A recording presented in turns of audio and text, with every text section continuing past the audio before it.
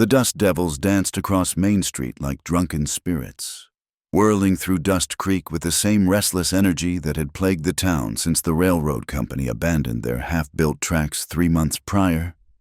Eliza Hart wiped the grit from the bar counter for the 3rd time that afternoon, watching through the grimy window as another tumbleweed rolled past the empty hitching posts.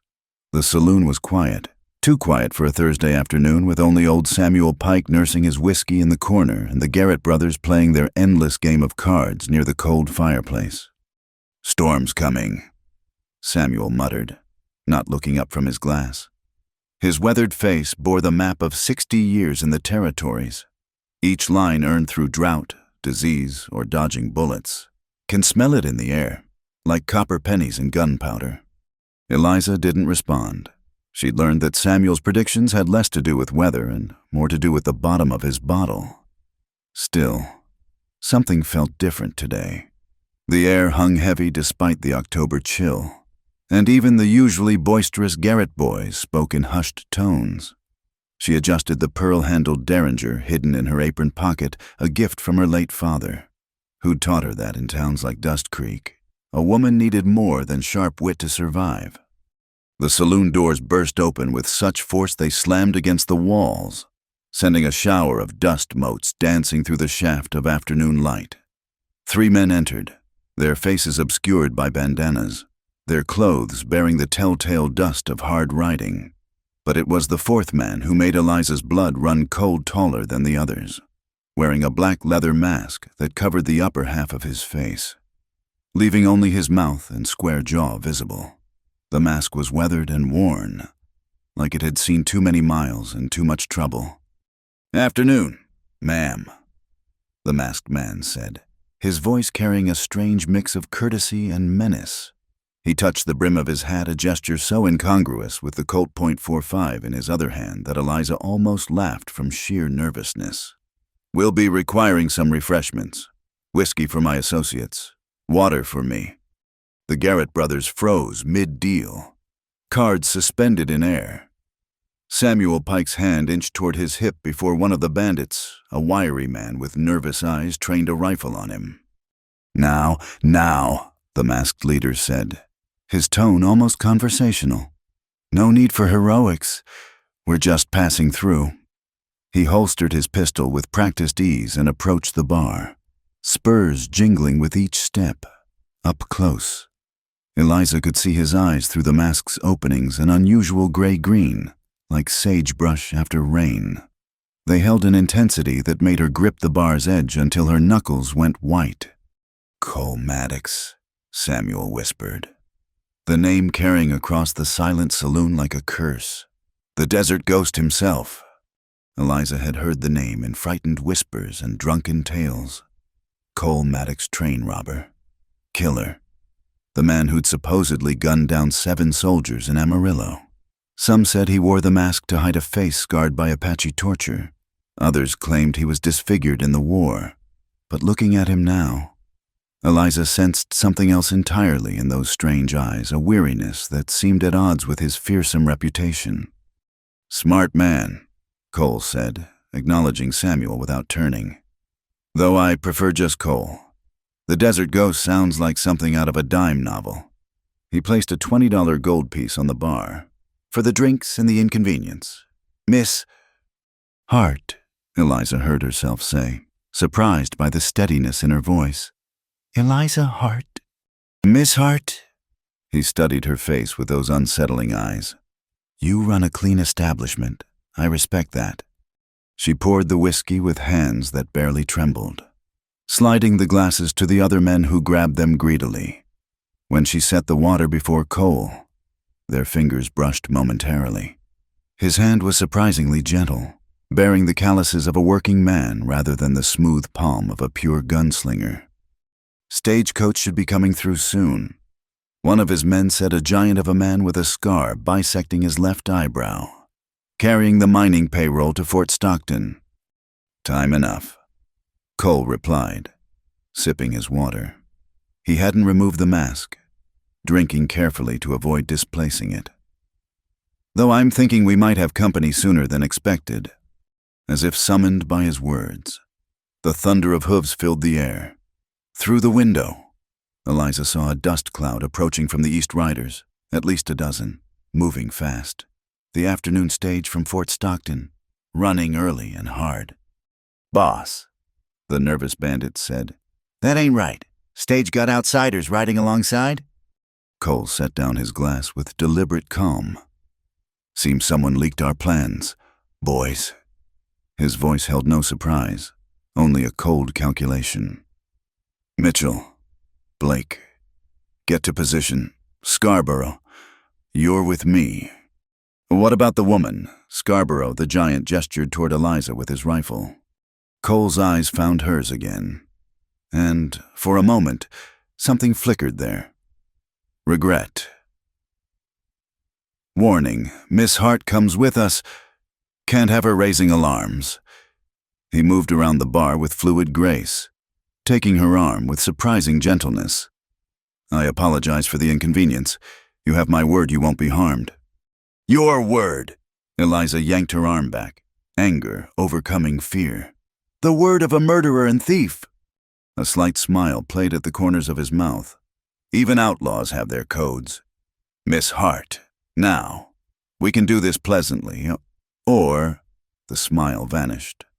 "My associate Scarborough can carry you. He's less gentle than I am." The stagecoach thundered closer. Through the window, Eliza glimpsed uniformed riders, army soldiers escorting the payroll. This wasn't going to be the easy robbery Cole had planned. "Move," Cole commanded, his gentleman's demeanor evaporating. He grabbed Eliza's wrist, pulling her toward the back door. The Garrett brothers dove under their table as Mitchell and Blake opened fire from the street, the sudden roar of guns shattering Dust Creek's drowsy afternoon. Eliza found herself swept into chaos. Cole half dragged, half carried her through the saloon's back door into the alley where horses waited. Bullets whined overhead, splintering wood and shattering glass. The metallic scent of gunpowder filled the air. "Can you ride?" Cole shouted over the gunfire. "Better than you, probably," she shot back, adrenaline making her bold. That surprised a laugh from him. "We'll see about that." He lifted her onto a bay mare with easy strength, then swung onto his own mount, a magnificent black stallion that looked like it could run to Mexico without stopping. "Stay close. Try to run. And Scarborough will catch you. And Miss Hart. He's not known for his restraint with women." The threat chilled her more than his courtesy had. She gripped the reins as Cole spurred his horse forward, leading them into the maze of arrows and gullies surrounding Dust Creek. Behind them, the gunfight intensified. Someone screamed soldier or outlaw. She couldn't tell. They rode hard for an hour, the desert landscape blurring past in shades of red and brown. Eliza's legs ached, her hands cramped around the reins. But she kept pace. Pride, if nothing else, demanded it. Cole glanced back occasionally, those gray-green eyes checking on her with what seemed like genuine concern. Finally, as the sun began its descent toward the mountains, they slowed. The rest of the gang caught up, only 3 of them now. Mitchell was missing. "They got Mitch," Blake reported, blood seeping through a tear in his sleeve. "Put one right through his chest. But we got the strong box." "And half the army on our trail," Scarborough added, casting a meaningful look at Eliza. "The woman's slowing us down." "The woman," Eliza said sharply, "is right here and can speak for herself." Cole raised a hand for silence. "We stick to the plan. Ghost Rock Canyon by nightfall." He turned to Eliza. "I meant what I said. Miss Hart, no harm will come to you. Once we've put distance between us and that cavalry unit, you'll be free to go." "Unless she's seen too much," Scarborough muttered. The temperature in the group seemed to drop 10 degrees. Cole shifted in his saddle, a subtle movement that nonetheless made Scarborough step back.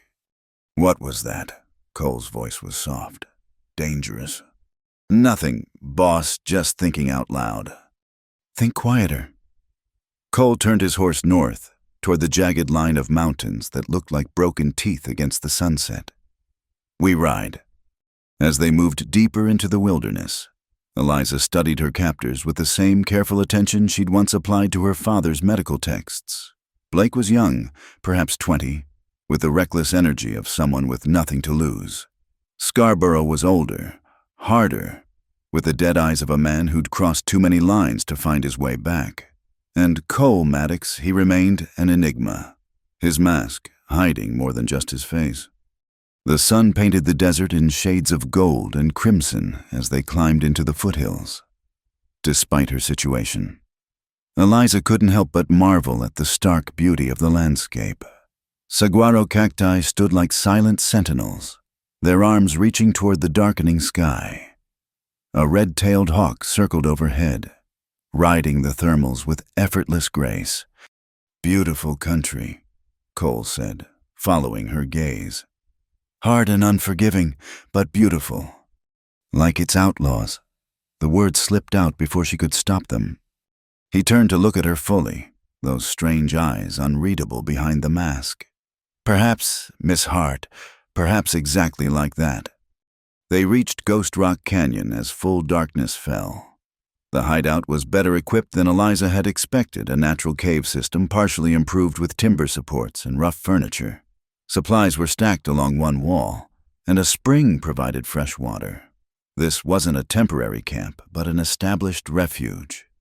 "Home, sweet home," Blake said, already reaching for a bottle from their stores. Scarborough dumped the strongbox on a makeshift table, the lock shattered by bullets. Gold coin and paper money spilled out more wealth than most people in Dust Creek would see in a lifetime. Eliza watched Cole's reaction, expecting greed or satisfaction. Instead, his shoulders seemed to sag slightly, as if the sight of the gold brought him no joy. "Count it," he told Blake. "Full shares for Mitchell's family." "He's dead," Scarborough protested. "Dead men don't need shares." "His children do." Cole's tone brooked no argument. "A man rides with me, his family's protected. That's the rule." It was such an unexpected sentiment from a notorious outlaw that Eliza found herself studying him anew. Who was this man who robbed stagecoaches but insisted on honor among thieves, who treated her with courtesy even as he held her captive? "You're staring, Miss Hart," Cole said without turning from the cave entrance where he kept watch. "I'm trying to understand." She admitted, "You're not what I expected." "What did you expect, horns and a forked tail?" "Something like that." He laughed, a surprisingly warm sound. "Sorry to disappoint. I left those in my other saddlebags." Despite everything, Eliza felt her lips twitch toward a smile. It was absurd she'd been kidnapped, was being held in an outlaw camp. And yet here she was, almost enjoying the banter. The stress of the day was catching up with her, making everything feel slightly unreal. "You should rest," Cole said, gesturing toward a corner where blankets had been laid out. "We'll be moving again before dawn." And then you go home, Miss Hart. You have my word." That word again. Eliza wondered what it was worth. The promise of a masked man who lived outside the law. But something in those gray-green eyes made her want to believe him. Perhaps that was the most dangerous thing of all, not the guns or the rough men or the lawless territory, but the way Cole Maddox could make danger feel like safety, make wrong seem right with just a look and a gently spoken word. As she settled onto the blankets, still fully clothed and alert, Eliza wondered what lay behind that leather mask. Scars, certainly, but what kind, physical or otherwise? And why did she care? She should be planning escape, not pondering the mysteries of her captor. Outside the cave, coyotes began their nightly chorus, their calls echoing off the canyon walls. The sound was wild and mournful, perfectly capturing the spirit of this untamed land where outlaws and honest folk danced a deadly ballet, where the line between right and wrong blurred like the horizon at sunset. Eliza closed her eyes but didn't sleep. Tomorrow would bring new dangers, new choices. For tonight, she was caught between worlds, the lawful life she'd always known, and this strange twilight realm where masked men spoke of honor and violence, walked hand in hand with courtesy.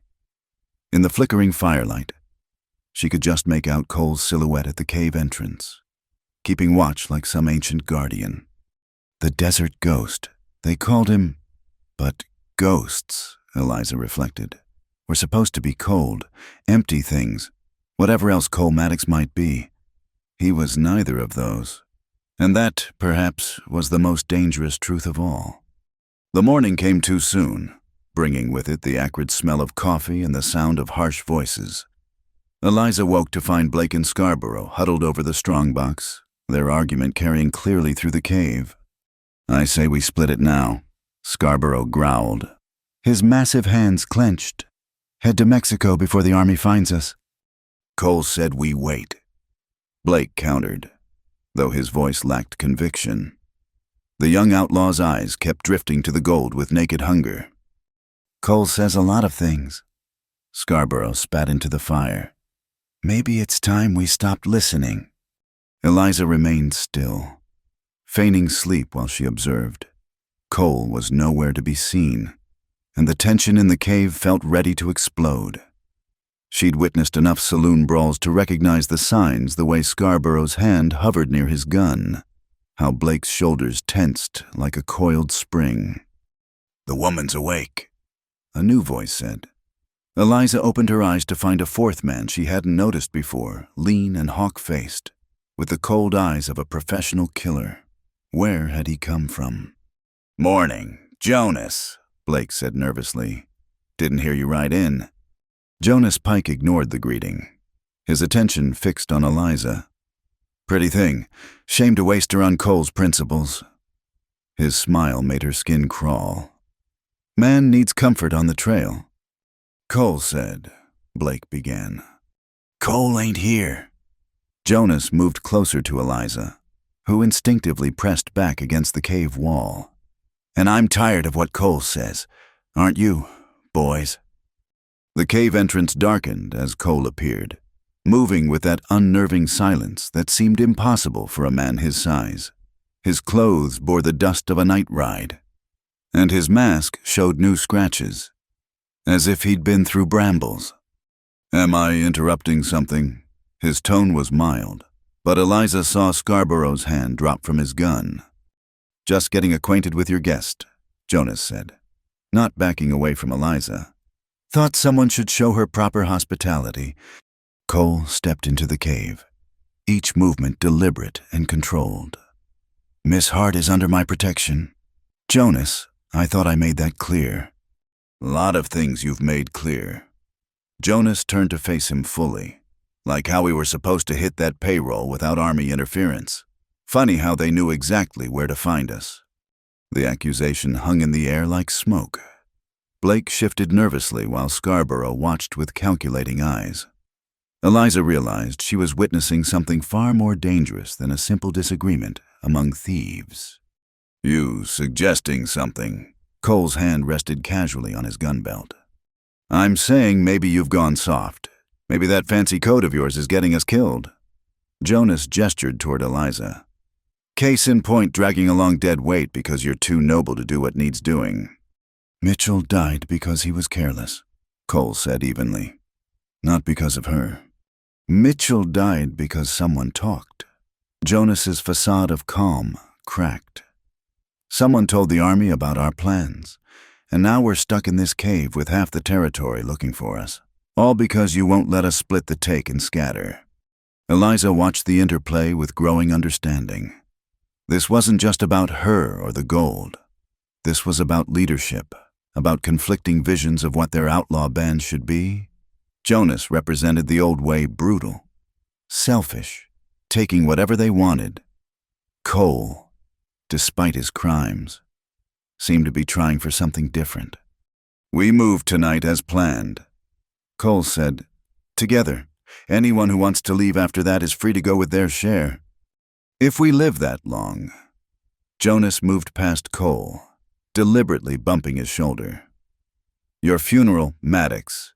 Just don't expect us to die for your delusions." The tension eased fractionally as Jonas exited the cave, but Eliza could still feel it crackling in the air. Scarborough mumbled something about checking the horses and followed. leaving only Blake, who seemed torn between loyalty and self-preservation. "Go on," Cole told him. "Make sure Jonas doesn't do anything stupid." When they were alone, Cole moved to the spring and removed his hat, running water through his dark hair. Eliza watched him, noting the way he moved economical, practiced, like a man who'd learned never to waste energy. "You could have let him have me," she said quietly. "Would have been easier." Cole's hand stilled. "Easier isn't always right, Miss Hart." "Since when do outlaws care about right?" He turned to face her, water droplets still clinging to his jaw. "Since this outlaw decided he was tired of becoming the monster everyone already thought he was."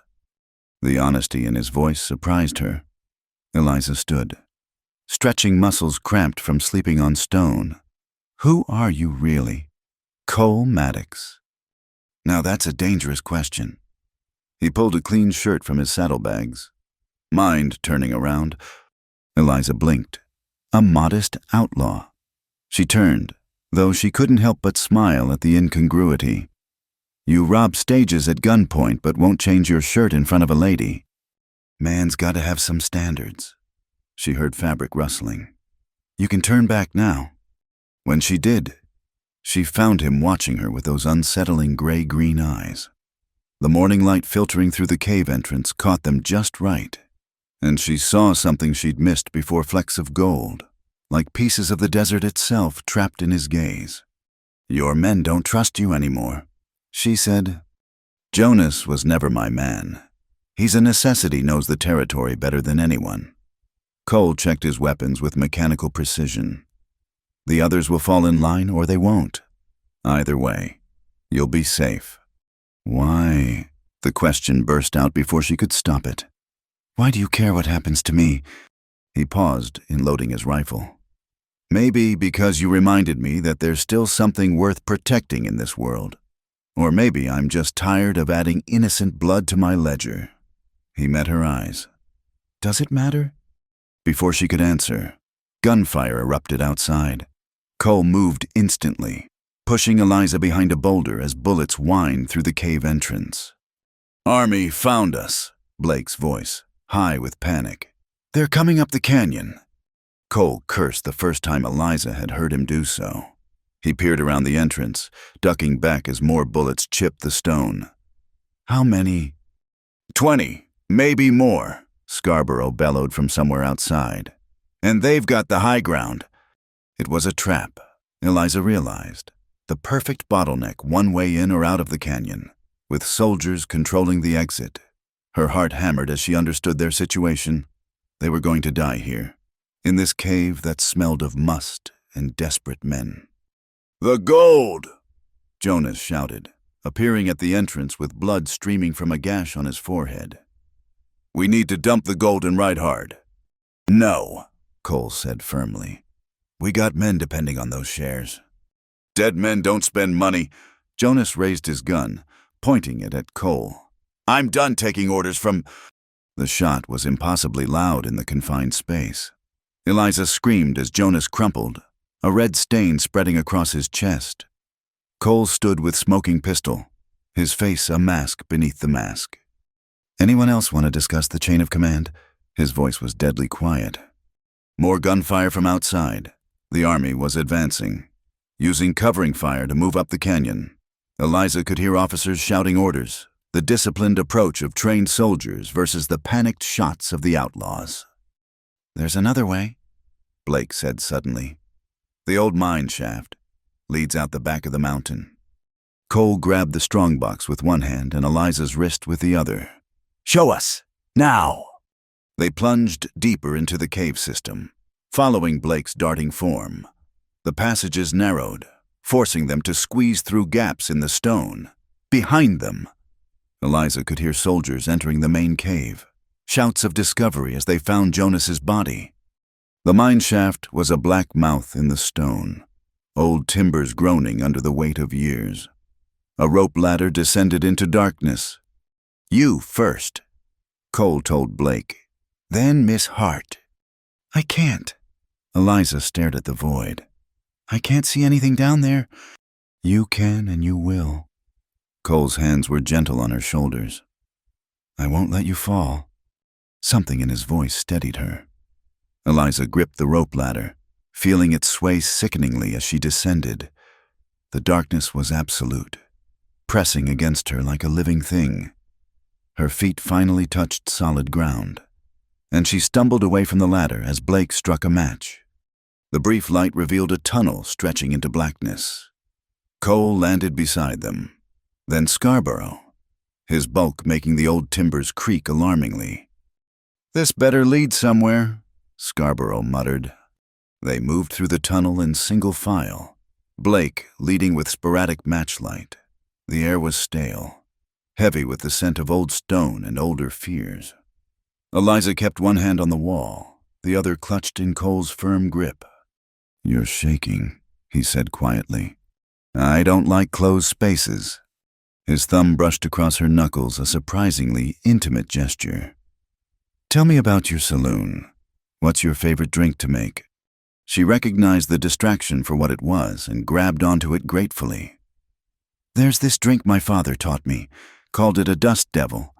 Whiskey, a touch of honey, and just a hint of cayenne pepper." "Sounds dangerous." "Most good things are." She felt rather than saw his smile. They walked in darkness for what felt like hours, but was probably less than 20 minutes. Finally, blessed daylight appeared ahead, a gap in the rocks barely wide enough for a man. They emerged on the far side of the mountain, blinking in the afternoon sun. The horses were gone, of course, back at the cave with the army, but they were alive, and temporarily beyond pursuit. "Now what?" Blake asked, looking young and scared without his bravado. Cole studied the landscape, rough country stretching in all directions, dotted with mesas and cut by dry washes. "We walk. There's a relay station about 10 miles north. We can buy horses there." "With what money?" Scarborough hefted the strongbox. "This is too recognizable. They'll know it's from the robbery." "Then we'll trade." Cole began walking, still holding Eliza's hand as if he'd forgotten to let go. "Or we'll take what we need." "I thought you had standards." Eliza said, "Standards are flexible when survival's at stake. Miss Hart. But don't worry, I'll leave an IOU." The afternoon sun was brutal, turning the desert into a furnace.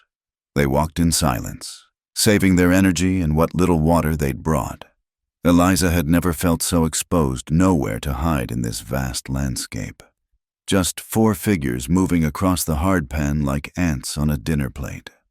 It was Scarborough who spotted the dust cloud first. "Riders, coming fast." Cole pulled Eliza behind a cluster of boulders. The others took cover, guns drawn, but as the riders approached, Eliza saw they weren't army. Their clothes were as rough as the outlaws, their faces hidden by bandanas. Well. The lead rider removed his bandana, revealing a face marked by smallpox scars. "Cole Maddox, heard you ran into some trouble with soldier boys." "Word travels fast, Harlan," Cole said, not lowering his gun. "Fast enough." Harlan's smile was unpleasant. "Also heard you're carrying something valuable. Something that might be worth sharing with old friends." "We're not friends." "No, but we could be, for the right price." Harlan's men spread out, a dozen guns covering the outlaw's position. "Here's my offer, the strongbox for safe passage. More than fair, considering." Eliza felt Cole tense beside her. They were outnumbered 3-1, exhausted from their escape, low on ammunition. It was surrender, the gold or die. "Counteroffer," Cole said calmly. "You ride away now? And I don't tell the Kruger gang that you've been selling their hideout locations to the highest bidder." Harlan's face went pale beneath his tan. "You're bluffing. Try me." Cole stood slowly, keeping Eliza behind him. "Amazing what people tell you when they're dying. Like poor Tom Brennan, with 3 of your bullets in him. Had quite a story about you and those Pinkerton agents." The standoff stretched taut. Eliza held her breath, aware that violence balanced on a knife's edge. One wrong word, one twitchy finger, and they'd all be bleeding out on this forgotten piece of desert. Finally, Harlan laughed a harsh sound like breaking glass. "You always were too clever for your own good. Maddox, keep your gold, but this ain't over." He wheeled his horse around, his men following reluctantly. They galloped off in a cloud of dust and curses, leaving the four standing among the rocks. "He'll be back," Scarborough said, "with more men. Then we'd better not be here." Cole finally released Eliza's hand, and she was surprised by how cold she felt without his touch. "Blake, you know this country. Where's the nearest water?" As they resumed their march, Eliza studied the man who just bluffed their way out of certain death. The mask hid his features, but she was learning to read him through other signs: the set of his shoulders, the tilt of his head, the way his hand never strayed far from his gun even when he seemed relaxed. "That story about Tom Brennan," she said quietly. "Was it true?" "Every word." He glanced at her. "Harlan shot him over a card game. Tom lived long enough to tell me about Harlan's side business. Information's more valuable than gold out here." "And you just carry these secrets around?" "Insurance policy, though I just cashed in one of my best premiums." His tone was rueful. "Hope you appreciate it. Miss Hart." "I appreciate not being shot, if that's what you mean." That surprised another laugh from him. Despite everything, the danger, the fear, the uncertain future, Eliza found herself almost enjoying their verbal sparring. When had her terror transformed into something else? When had the notorious outlaw become simply Cole? The relay station appeared as the sun touched the horizon, a cluster of adobe buildings around a well. Smoke rose from the chimney, promising warmth and possibly food. But Cole held up a hand, studying the scene. "Something's wrong. No horses in the corral?" "Maybe they're all out," Blake suggested hopefully. "Maybe?" But Cole's voice suggested he didn't believe it. "Scarborough, circle around back. Blake, watch our flanks. Miss Hart, stay close." They approached cautiously, Cole's gun drawn but not raised. The front door stood slightly ajar, moving in the evening breeze with a creak that raised goosebumps on Eliza's arms. Cole pushed the door open with his boot. The scene inside made Blake curse and Eliza gasp. The station keeper lay sprawled behind his counter, a dark stain pooling beneath him. Furniture was overturned, supplies scattered. Someone had searched the place thoroughly. "Dead maybe 2 hours," Cole said, kneeling beside the body. "Professional job. One shot, close range." "Harlan?" Eliza asked. "No, this is cleaner than his style." Cole closed the dead man's eyes with surprising gentleness. "We've walked into something else entirely." A board creaked overhead. Cole moved instantly, pushing Eliza toward the door as gunfire erupted from the loft. Splinters flew as bullets chewed into the floor where they'd been standing. The ambush was perfect attackers in the loft, more coming through the back door where Scarborough was shouting warnings. Cole kicked over a table for cover, pulling Eliza down as lead filled the air above them. "Persistent, aren't they?" he said, almost conversationally, as he returned fire. "This is your idea of keeping me safe." Eliza pressed herself against the floor, tasting dust and fear. "Still breathing, aren't you?" He actually winked, before rising to snap off 2 shots that sent someone tumbling from the loft. The firefight was brief but vicious. When the smoke cleared, 3 attackers lay dead, and Blake nursed a graze on his arm. Scarborough had taken one in the shoulder but remained standing through sheer stubbornness. "Pinkertons," Cole said, examining one of the bodies. "The good mister. Harlan must have sold us out faster than expected." "We need those horses now," Scarborough growled through gritted teeth. They found the animals in a hidden corral behind the station. Good horses, too, already saddled, as if the Pinkertons had planned a quick departure. Cole helped Eliza mount a gentle mare, his hands lingering on her waist. "You're getting good at this," he said. At being shot at, it's not a skill I wanted to develop. At surviving, that's the only skill that matters out here. As they rode into the gathering darkness, Eliza reflected on the truth of his words. In just 2 days, her orderly world had collapsed into chaos. She'd witnessed death, felt the kiss of bullets passing too close, discovered reserves of strength she didn't know she possessed. And somewhere in that chaos, she'd begun to see past the mask of the man riding beside her. Cole Maddox was still an outlaw, still dangerous, but he was also something more, a man trying to maintain honor in a dishonorable world, protecting her even as it complicated his own survival. The mask hid his face, but his actions revealed his character more clearly than any unmasking could. The stars emerged one by one, diamonds scattered across velvet. They rode toward them. 4 damaged souls seeking refuge in the vast darkness of the frontier. Behind them, the relay station burned. Someone had set it ablaze, erasing evidence of the day's violence. "Where are we going?" Eliza asked. "Somewhere safe," Cole replied. "Somewhere I can keep my promise to you." She wondered if such a place existed in this harsh land where loyalty was currency and betrayal came easier than breathing.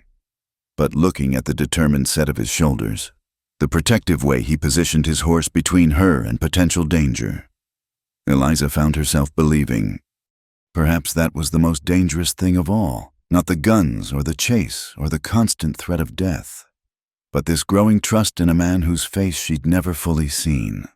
In a world where everyone wore masks of one kind or another, Cole Maddox might be the most honest man she'd met. The thought should have frightened her. Instead, as they rode deeper into the night with enemies at their backs and uncertain futures ahead, Eliza's heart felt safer than she had in years. Protected by an outlaw's promise and a masked man's honor, she rode toward whatever dawn awaited them. The storm rolled in from the west like a living thing, turning the desert into a maelstrom of wind and lightning. They'd been riding hard for hours, putting distance between themselves and the burning relay station, when the first fat raindrops began to fall. Within minutes, the drops became a deluge. "There!" Cole shouted over the thunder, pointing to a cluster of rocks that formed a natural shelter. They urged their exhausted horses toward it, fighting against winds that threatened to tear them from their saddles. The overhang was barely large enough for 4 people and their mounts, but it was dry. They huddled together, soaked to the bone, while lightning split the sky in jagged white forks. Scarborough slumped against a boulder, his face gray with pain from his shoulder wound. "Let me look at that," Eliza said, moving toward him. The big man glared at her with suspicion. "I don't need help from someone who spent 3 years helping her father treat gunshot wounds," Eliza interrupted. "Your choice, but infection will kill you slower and more painfully than any bullet." Cole nodded at Scarborough. "Let her." Grumbling, the outlaw peeled off his shirt, revealing a wound that was worse than he'd let on. The bullet had passed through, but the exit wound was ragged and seeping. Eliza tore strips from her petticoat, ignoring the men's startled looks. "Blake, I need that whiskey from your flask. And Cole, build up that fire." She worked with practiced efficiency, cleaning the wound while Scarborough bit down on a leather strap to muffle his groans. The whiskey made him howl, but it was necessary. As she bandaged him with her makeshift supplies, she felt Cole watching her intently.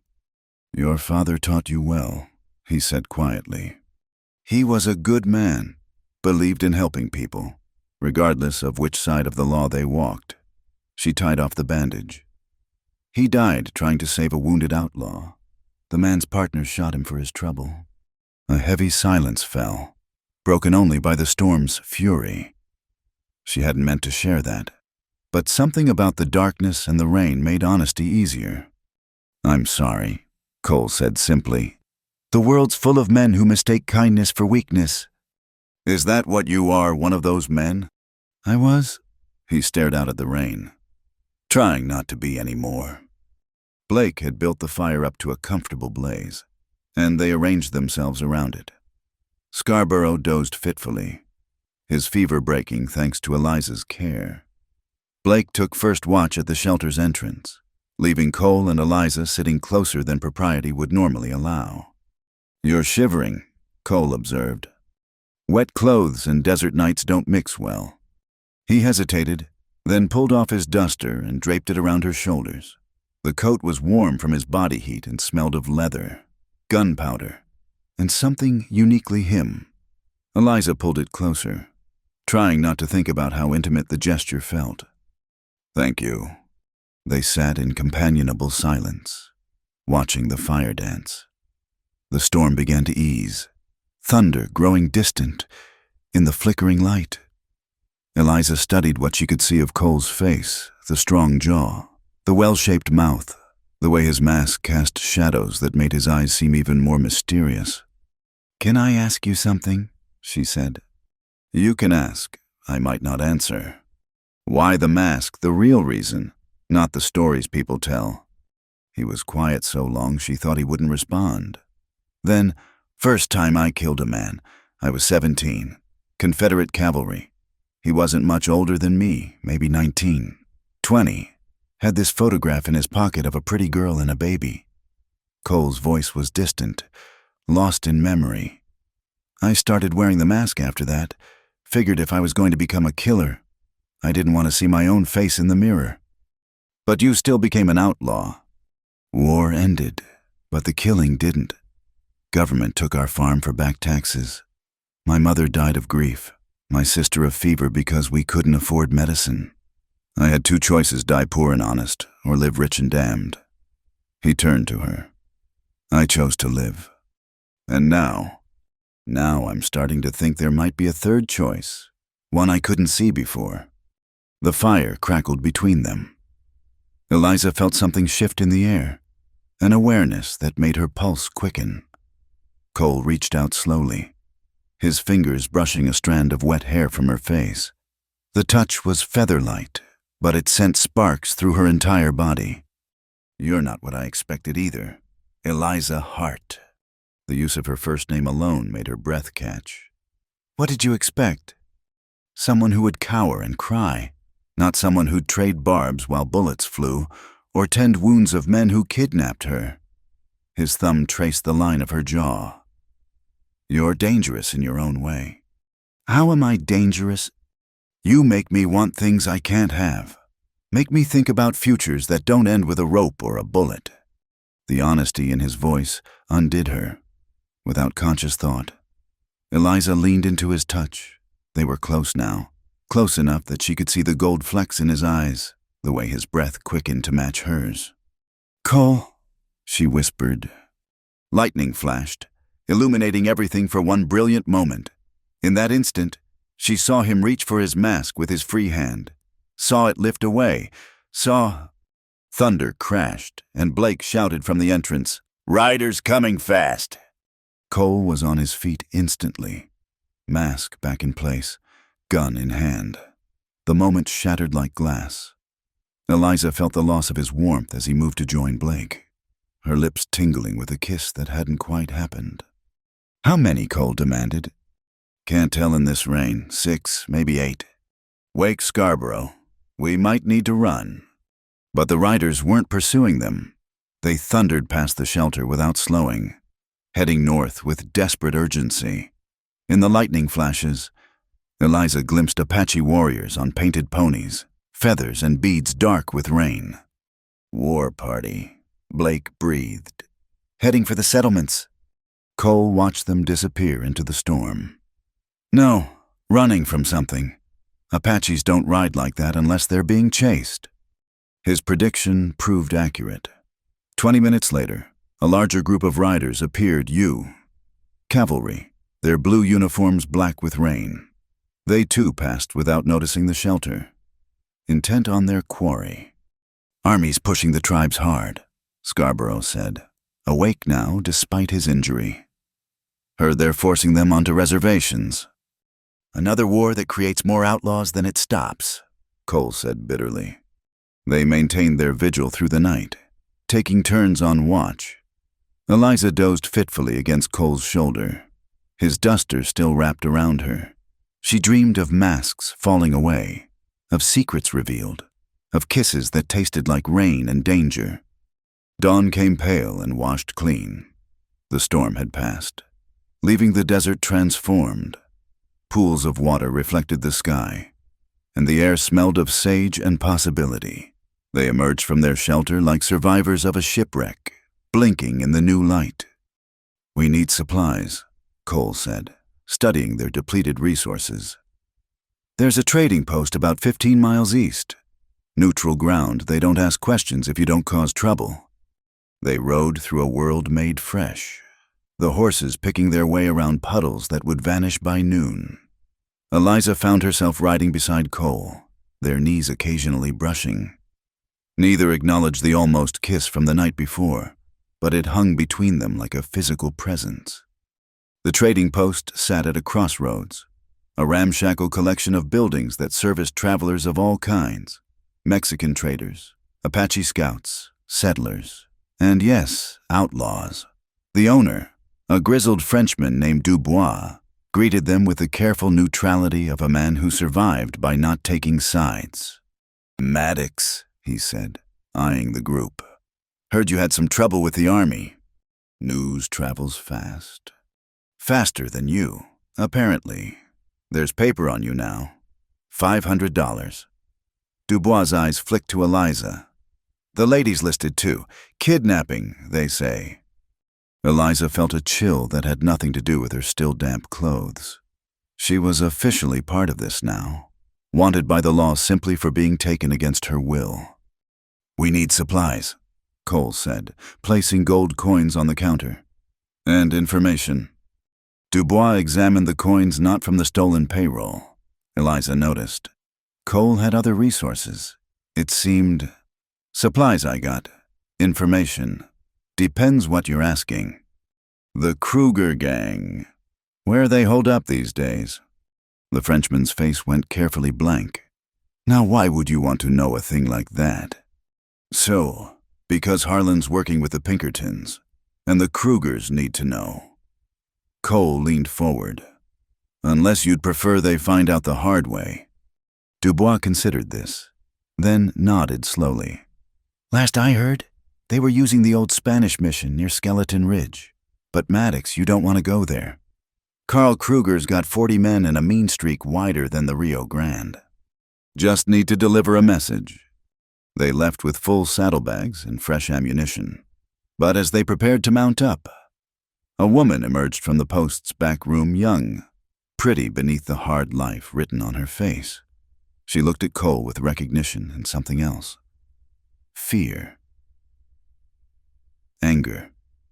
"Cole Maddox?" she said softly. "You don't remember me, do you?" Cole studied her, then shook his head. "Should I?" "Sarah Jenkins. Was Sarah Mitchell then. You killed my husband 3 years ago, outside Amarillo." The words hung in the air like an accusation. Eliza saw Cole stiffen, saw his hand move reflexively toward his gun before stopping. "Tom Mitchell," he said slowly. "He was drawing on an unarmed man over a card game. He was drunk, stupid. But he was mine." Sarah's eyes were dry, but her voice carried old pain. "Left me with 2 babies and nothing else." Cole reached into his pocket, pulled out a leather pouch heavy with coins. He held it out to her. "This won't bring him back, but it might help." Sarah looked at the money for a long moment, then took it. "Blood money." "Yes," Cole agreed simply. "It is." She walked away without another word. The encounter left a somber mood as they rode out. Eliza watched Cole from the corner of her eye, seeing new weight on his shoulders. "How many?" she asked quietly. "How many widows have you made?" "Too many. Tom Mitchell, Jake Morrison, Will Bantry, Samuel Cook." He recited the names like a litany. "I remember them all. Every face, every fight. The mask doesn't make me forget." "Then why continue?" "Because I was already damned. Figured I couldn't sink any lower." He glanced at her. "Maybe I was wrong." They rode in silence after that, each lost in thought. The sun climbed higher, baking away the storm's gift of water. By afternoon, the desert had returned to its harsh normality, as if the rain had been a dream. It was Blake who spotted the smoke, a thin column rising from beyond a mesa. Cole called a halt, studying it through field glasses. Campfire, small group, maybe 3 or 4 riders. He lowered the glasses. Could be anyone. Or it could be a trap, Scarborough pointed out. Only one way to find out. Cole turned to Eliza. You're staying here with Blake. If shooting starts, you ride hard for Dubois' post. Like hell, Eliza said flatly. I'm safest with you. Remember your promise. Their eyes met in a battle of wills. Finally, Cole sighed. Woman, you're going to be the death of me. Funny, I was thinking the same about you. They approached the camp cautiously, weapons ready. But instead of an ambush, they found 3 Mexican vaqueros tending an injured companion. The men tensed at their arrival, hands moving to weapons, until one recognized Cole. Senor Maddox por Dios, you are a sight for sore eyes. Miguel.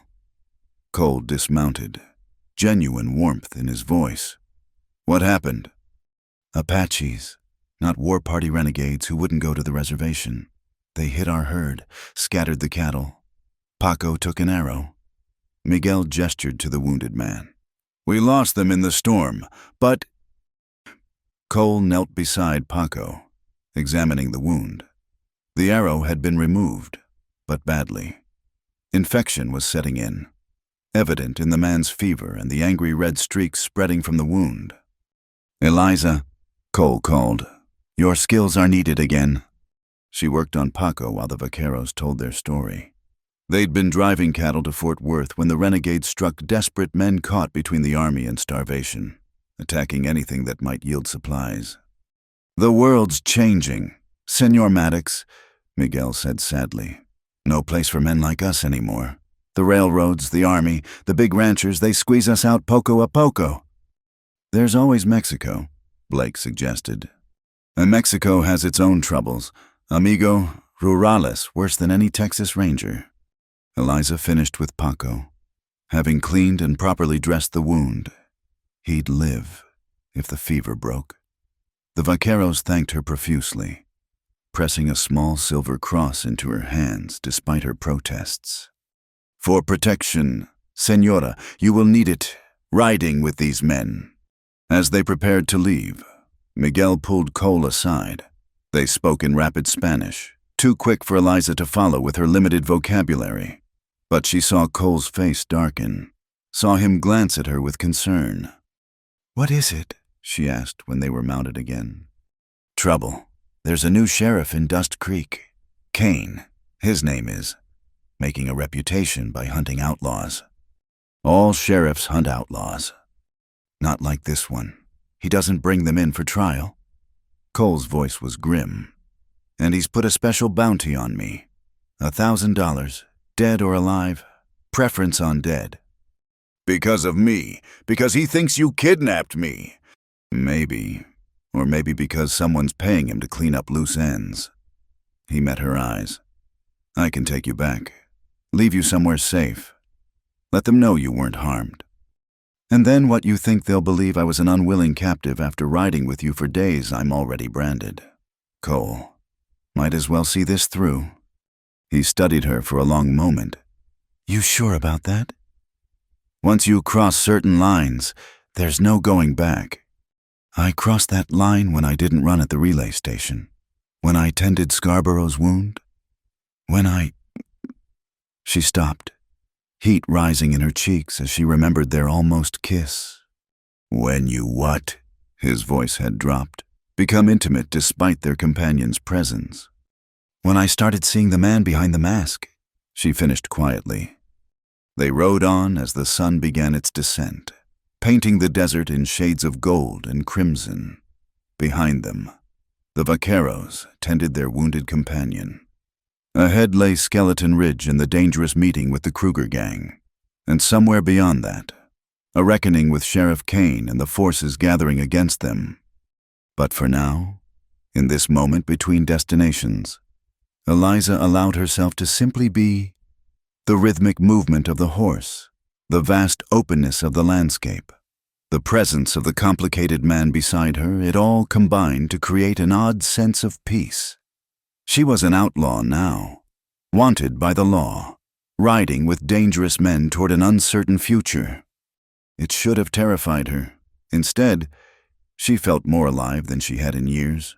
Perhaps that was Cole's real danger, not the gun on his hip or the mask on his face, but his ability to make her embrace the very thing that should frighten her most, as if sensing her thoughts. Cole reached over and briefly squeezed her hand where it rested on the saddle horn. The touch was quick, careful not to be seen by the others, but it sent warmth flooding through her. "No regrets?" he asked softly. "Ask me again when this is over." "Optimist. You think we'll live that long?" "You promised to keep me safe. Remember, I'm holding you to it." "Always keep my promises, Miss Hart, even when they're likely to get me killed." The Spanish mission appeared as the last light faded ancient adobe walls, crumbling back to earth. A bell tower standing sentinel against the darkening sky. Campfires dotted the ruins, and Eliza counted at least 20 men moving among them. The Kruger gang. As dangerous a group of outlaws as the West had ever produced. "Remember," Cole said quietly, "let me do the talking. Carl Kruger respects strength, but he's unpredictable. Stay close, stay quiet, and be ready to ride hard if this goes bad." Eliza nodded, checking the Derringer in her pocket. Such a small gun against so many, but its weight comforted her nonetheless. She'd come too far to be just a helpless captive now. They rode into the mission grounds with careful deliberation, hands visible but near their weapons.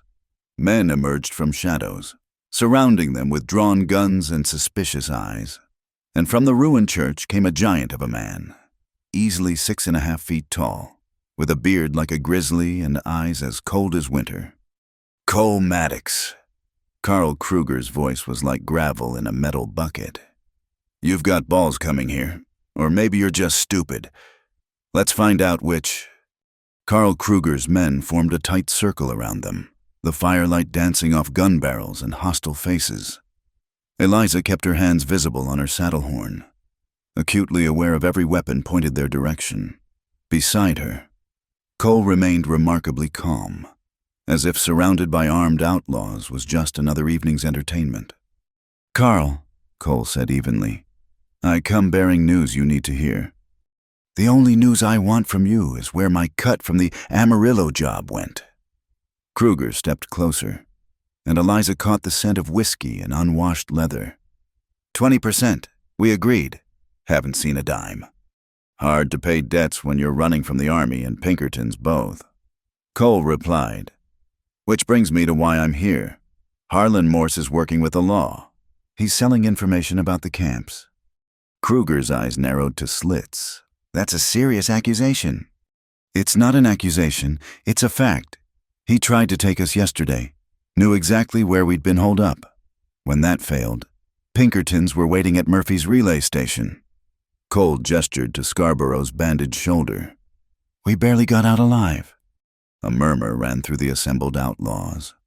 Harlan Morse was known to them all a sometime ally, sometime rival, always dangerous. The idea of him turning informant clearly struck a nerve. "And I should believe you why?" Kruger asked. "Maybe you're the one working with the law. Wouldn't be the first outlaw to trade his friends for amnesty. If I was working with the law, would I ride into your camp with 3 men and a woman?" Cole's voice carried an edge of steel. "Use your head, Carl." Kruger's gaze shifted to Eliza for the first time, and she fought not to shrink from his scrutiny. "Speaking of, the woman heard you kidnapped some saloon keeper. "I'm right here," Eliza said, surprising herself with her steady voice. "And I can speak for myself." The giant outlaw laughed, a sound like boulders grinding together. "Feisty one. I like that. Tell me, little bird, is Maddox treating you well, or would you prefer different accommodations?" The threat was barely veiled. Several of Kruger's men chuckled, moving closer with predatory interest. Eliza's hand inched toward her hidden derringer, though she knew it would be useless against so many. "The lady's under my protection," Cole said quietly, but there was death in his voice. "Anyone who forgets that will answer to me." "Your protection," Kruger smiled, showing tobacco-stained teeth. "Last I checked, you're outnumbered 20-4. What exactly is your protection worth? Ask the last 5 men who tested it." The tension ratcheted higher. Eliza could feel Blake shifting nervously beside her, could hear Scarborough's labored breathing as he fought to stay upright despite his wound. This was about to go very badly. Then, unexpectedly, Kruger laughed again. "You always did have stones. Maddox, all right. Let's say I believe you about Harlan.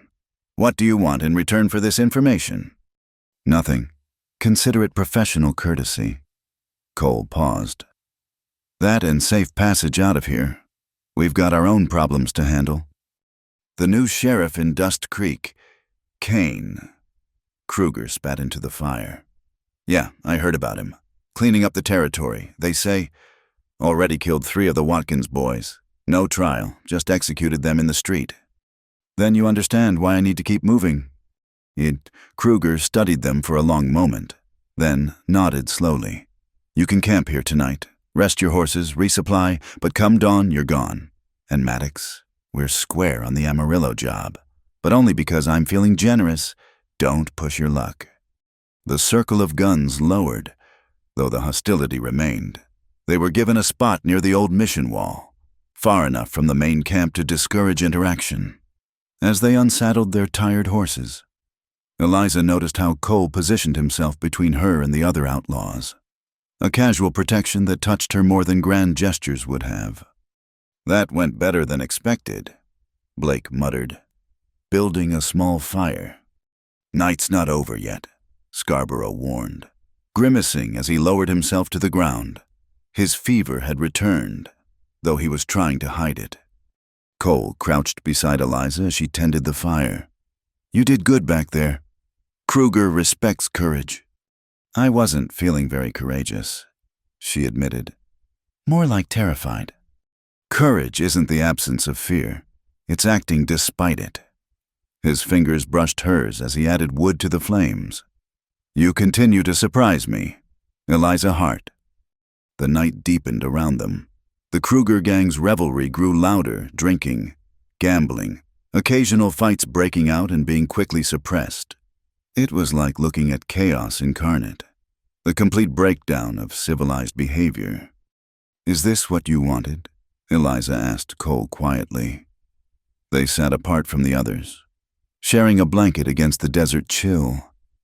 "When you chose this life, I wanted to survive, to strike back at a world that had taken everything." He stared into the fire. "Didn't think much beyond that. Didn't think I'd live long enough to need to. And now I'm starting to see the bars of the cage I built for myself." He turned to look at her, and in the firelight, she could see the weight of years in his eyes. "Can't go back, can't go forward, just existing between gunfights." "There's always a choice," Eliza said. "My father used to say that, even when all the choices are bad, you still get to choose." "What would you choose if you were me?" She considered carefully. "I'd find something worth building instead of just tearing down. A reason to take off the mask." Their eyes met and held. Slowly, as if drawn by invisible strings, they leaned closer. This time, there was no lightning to interrupt, no sudden danger. Just the two of them in their small circle of light, the rest of the world held at bay. "Eliza," Cole whispered, and her name on his lips was like a prayer. The kiss was gentle at first, almost hesitant, as if they were both afraid it might shatter like spun glass. Then Eliza's hand came up to cup his jaw, feeling the rasp of stubble, and the kiss deepened. It tasted of possibility and regret, of roads taken and untaken, of danger transformed into something sweeter. When they finally parted, both breathing unsteadily, Eliza saw that Cole's mask had shifted slightly. Without thinking, she reached up to adjust it, then stopped. "No," he said softly, catching her hand. "Not yet. Not here, surrounded by men who'd use any weakness against me." "Is that what I am, a weakness?" "The greatest I've ever known." He pressed her hand to his chest, where she could feel his heart racing. "And the only one I don't regret." A commotion from the main camp interrupted them. Riders were arriving, a dozen men led by someone whose very presence made the rowdy outlaws fall silent. Eliza squinted through the darkness, trying to make out details. "Trouble," Cole said, tension radiating from him.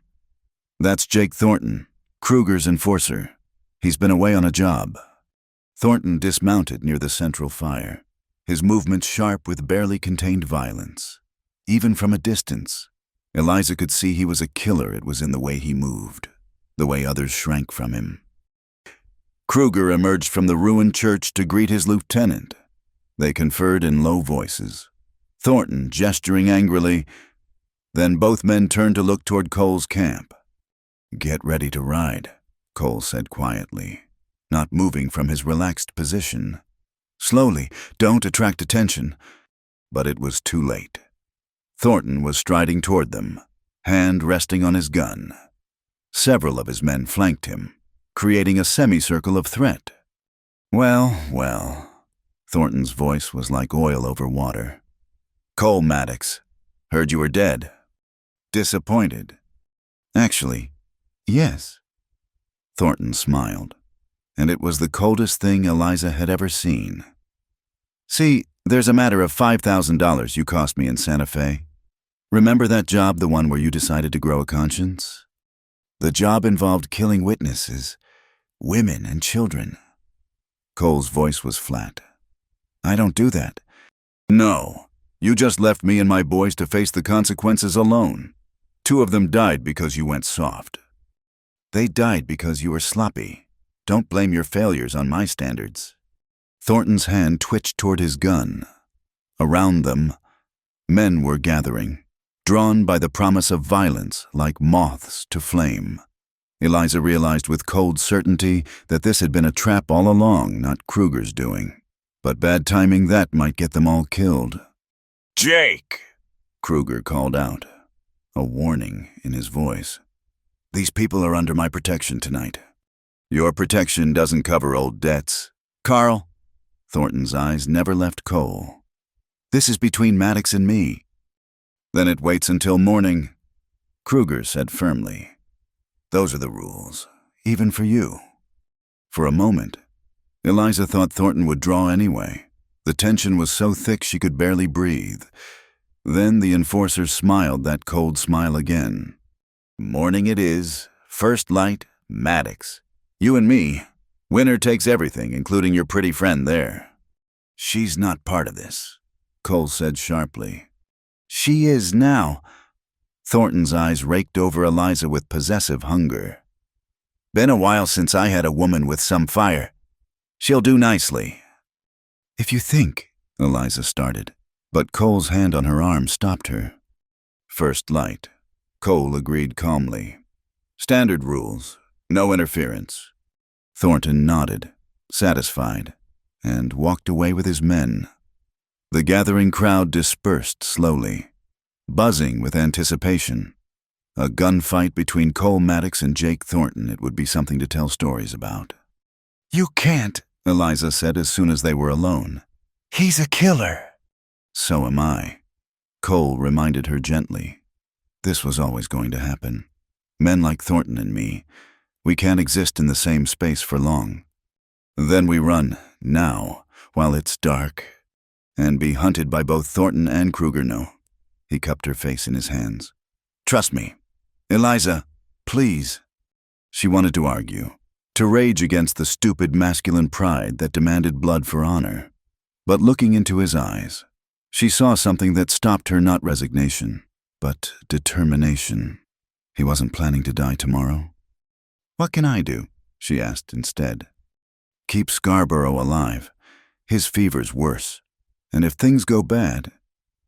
He pressed something into her hand, a folded paper. "There's a place in Colorado, a ranch run by a woman named Margaret Shaw. She'll take you in, no questions asked. I'm not leaving you. You might not have a choice." He kissed her forehead gently. "Get some rest. Tomorrow will come soon enough." But sleep was impossible. Eliza lay wrapped in Cole's duster, watching the stars wheel overhead while her mind raced. Beside her, Scarborough tossed in fevered dreams. Blake kept watch, young face drawn with worry, and Cole sat by the dying fire, cleaning his guns with methodical precision. The night crawled by with agonizing slowness. Eliza dozed fitfully, jerking awake at every sound. Once, she woke to find Cole watching her, his expression unguarded in the darkness. He looked younger without his usual mask of control, almost vulnerable. "Tell me something good," she whispered. "Something that has nothing to do with any of this." He thought for a moment. "When I was 12, there was this horse, wild Mustang, black as midnight. Everyone said he couldn't be broken. I spent 3 months gaining his trust, sleeping in the barn, talking to him for hours." A small smile played at his lips. "Finally, one morning, he let me ride him. Felt like flying and like I could go anywhere, be anything." "What happened to him?" "Sold him to buy medicine for my mother.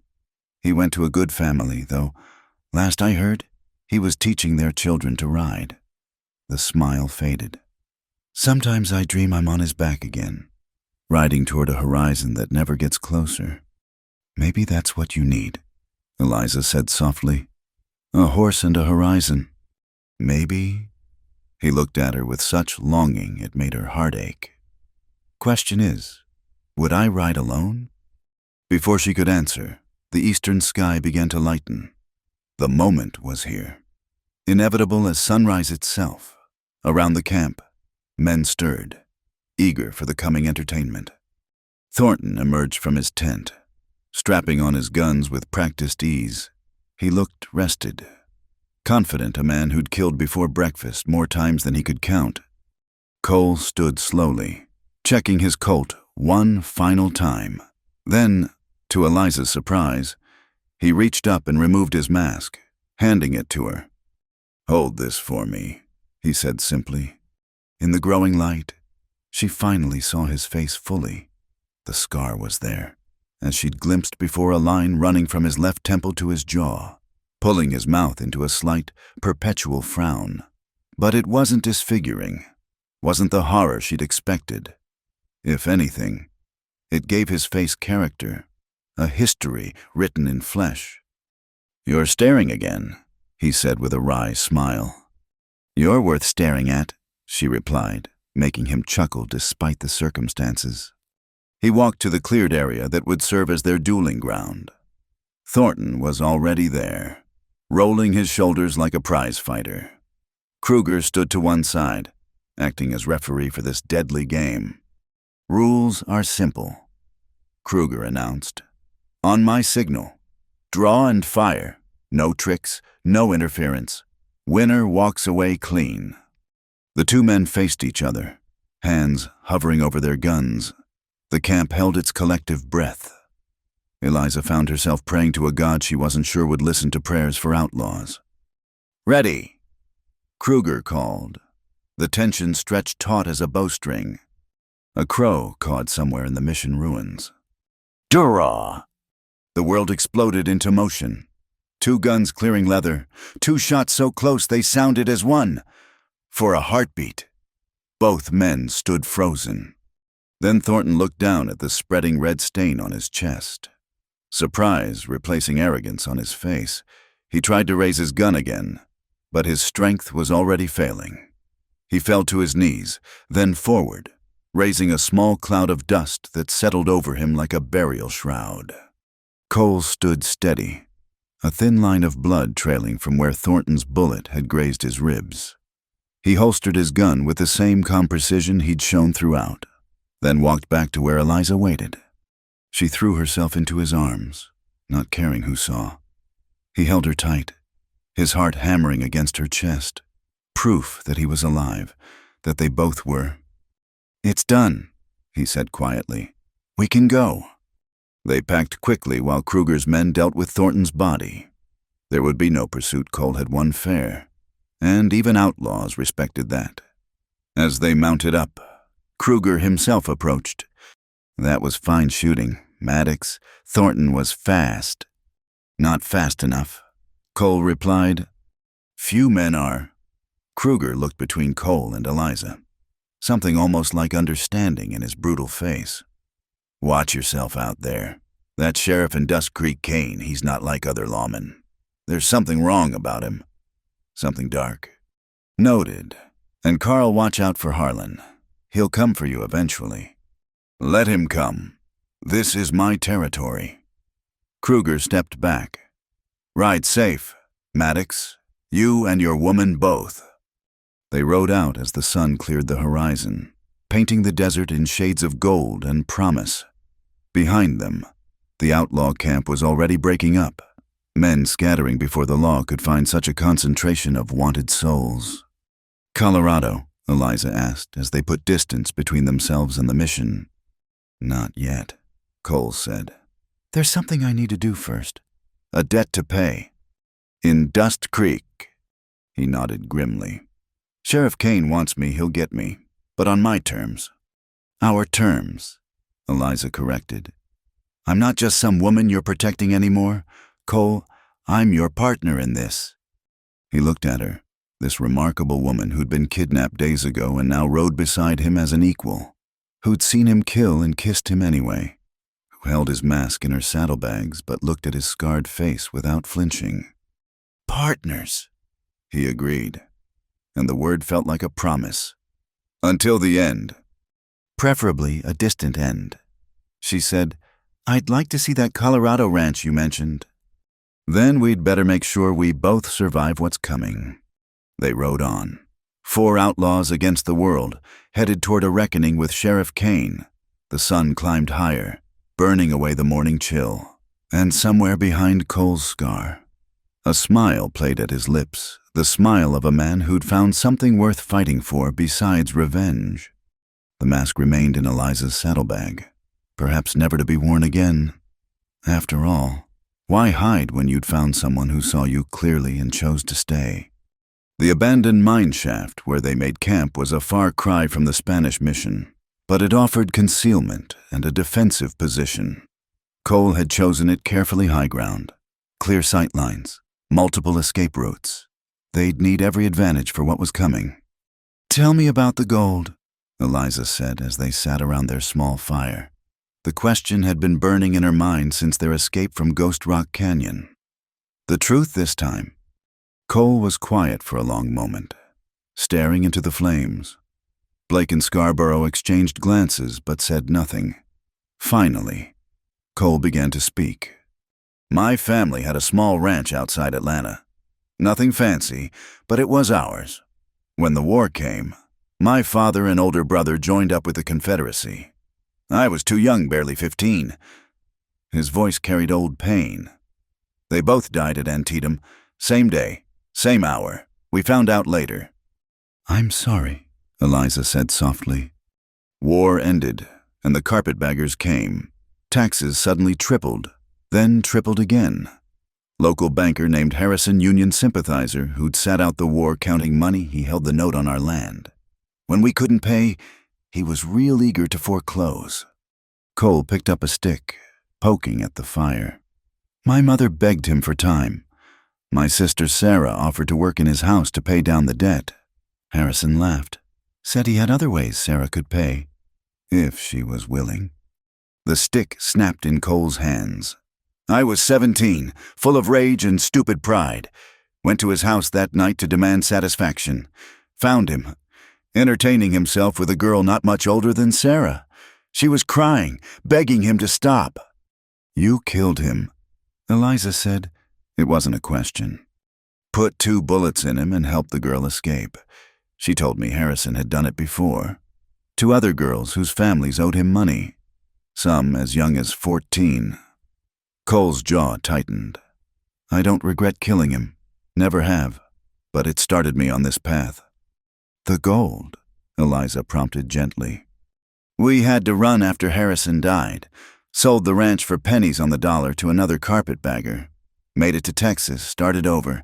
I worked cattle, earned honest money, even saved enough to buy a little spread near Austin. A bitter smile crossed his face. Then the local land baron decided he wanted our water rights. Let me guess. Scarborough interjected, another coincidence involving back taxes. Clayton Morris owned half the county, wanted the other half. When I wouldn't sell, suddenly the sheriff found irregularities in my land deed. Judge Morris's poker buddy ruled in his favor. We had 30 days to vacate. Your mother and sister, Eliza asked, though she suspected the answer. Mama's heart gave out the night we got the ruling. Sarah. Cole's voice broke slightly. Sarah caught fever that winter. No money for a doctor. No one would extend credit to dispossessed rebels. She died calling for our father, thinking he was coming home from the war. The fire crackled in the silence that followed. Even Blake, usually quick with a joke, had nothing to say. The gold from the payroll, it's going to families like mine. Cole continued. Confederate widows denied pensions. Children orphaned by the war. People ground down by men who use the law like a weapon. He met Eliza's eyes. I'm no Robin Hood. Eliza, I've done terrible things, but that gold won't line my pockets. How much of what people say about you is true? She asked. The 7 soldiers in Amarillo. 4 soldiers. They were drunk, assaulting a Mexican family. I intervened. They drew first. He shrugged. Story grew in the telling, as stories do. Made me sound more dangerous than I was. And the mask. Started wearing it after I buried Sarah. Figured Cole Maddox had died with his family. The man who rode away from that grave was someone else. Something else. He touched his scar absently. Got this from Clayton Morris's men when they finally caught up to me. They wanted to mark me before they killed me. Didn't work out how they planned. You killed Morris, Eliza guessed. Him and 6 of his men. That's when I became the desert ghost. When I stopped pretending there was any way back to normal life. Blake cleared his throat. Boss, someone's coming. They all tensed, hands moving to weapons, but the approaching rider was alone, moving slowly with hands visible. As he came into the firelight, Eliza recognized the grizzled features of Samuel Pike from her saloon. Sam, she stood in shock. What are you doing here? The old man dismounted carefully, eyeing the drawn guns. Miss Eliza, glad to see you're unhurt. Cole. He nodded respectfully. Got a message for you. From who? Cole asked suspiciously. Sheriff Kane. He's got the Garrett boys locked up. Says he'll hang them for aiding outlaws unless you turn yourself in by noon tomorrow. Sam spat tobacco juice. Also said to tell you he's got 20 men watching the roads. You run, those boys die. The Garrett brothers never hurt anybody in their lives. Eliza protested. They just play cards and drink. Kane don't care. He wants Maddox, and he'll use whatever leverage he can find. Sam looked at Cole. There's more. He's bringing in a judge from Austin. Plans a public trial. Make an example of you. Whole town's required to attend. A trial, Scarborough laughed harshly. More like a circus before the hanging. Maybe, Sam agreed. But he's going through the motions. Wants it all legal-like. He paused. There's something off about Kane. He ain't like any lawman I've seen. Takes too much pleasure in the fear. Cole stood, pacing to the edge of the firelight. Eliza could see his mind working, calculating odds and options. It's a trap, Blake said. Has to be. Of course it is, Cole replied. Question is, can I spring it without getting innocent men killed? The Garretts aren't your responsibility. Scarborough argued, we don't even know if Kane really has them. He has them, Sam confirmed. Saw them in the jail myself. Kane's got that new deputy of his, Brock, working them over pretty good. trying to get them to confess to helping you. Then I go in, Cole said simply. No. Eliza moved to stand before him. There has to be another way. Name one. I won't have those boys' blood on my conscience. He touched her cheek gently. I've run from enough things. Eliza, maybe it's time to stop. This is different. This is suicide. Maybe. Or maybe it's justice finally catching up. He turned to Sam. Tell Kane I'll come in at dawn. Alone. The Garrett boys go free the moment I cross the town limits. Cole, no, Eliza pleaded. Boss, she's right. Blake added. This is crazy. But Cole's mind was made up. Eliza could see it in the set of his jaw, the resolution in his eyes. This was his past catching up. All the ghosts he'd been running from gathered in one place. I need you to do something for me. Cole told Sam. He pulled out a leather journal from his saddlebags. There are names in here. Families owed money from various jobs. Make sure they get their shares. Sam took the journal reverently. I'll see it done.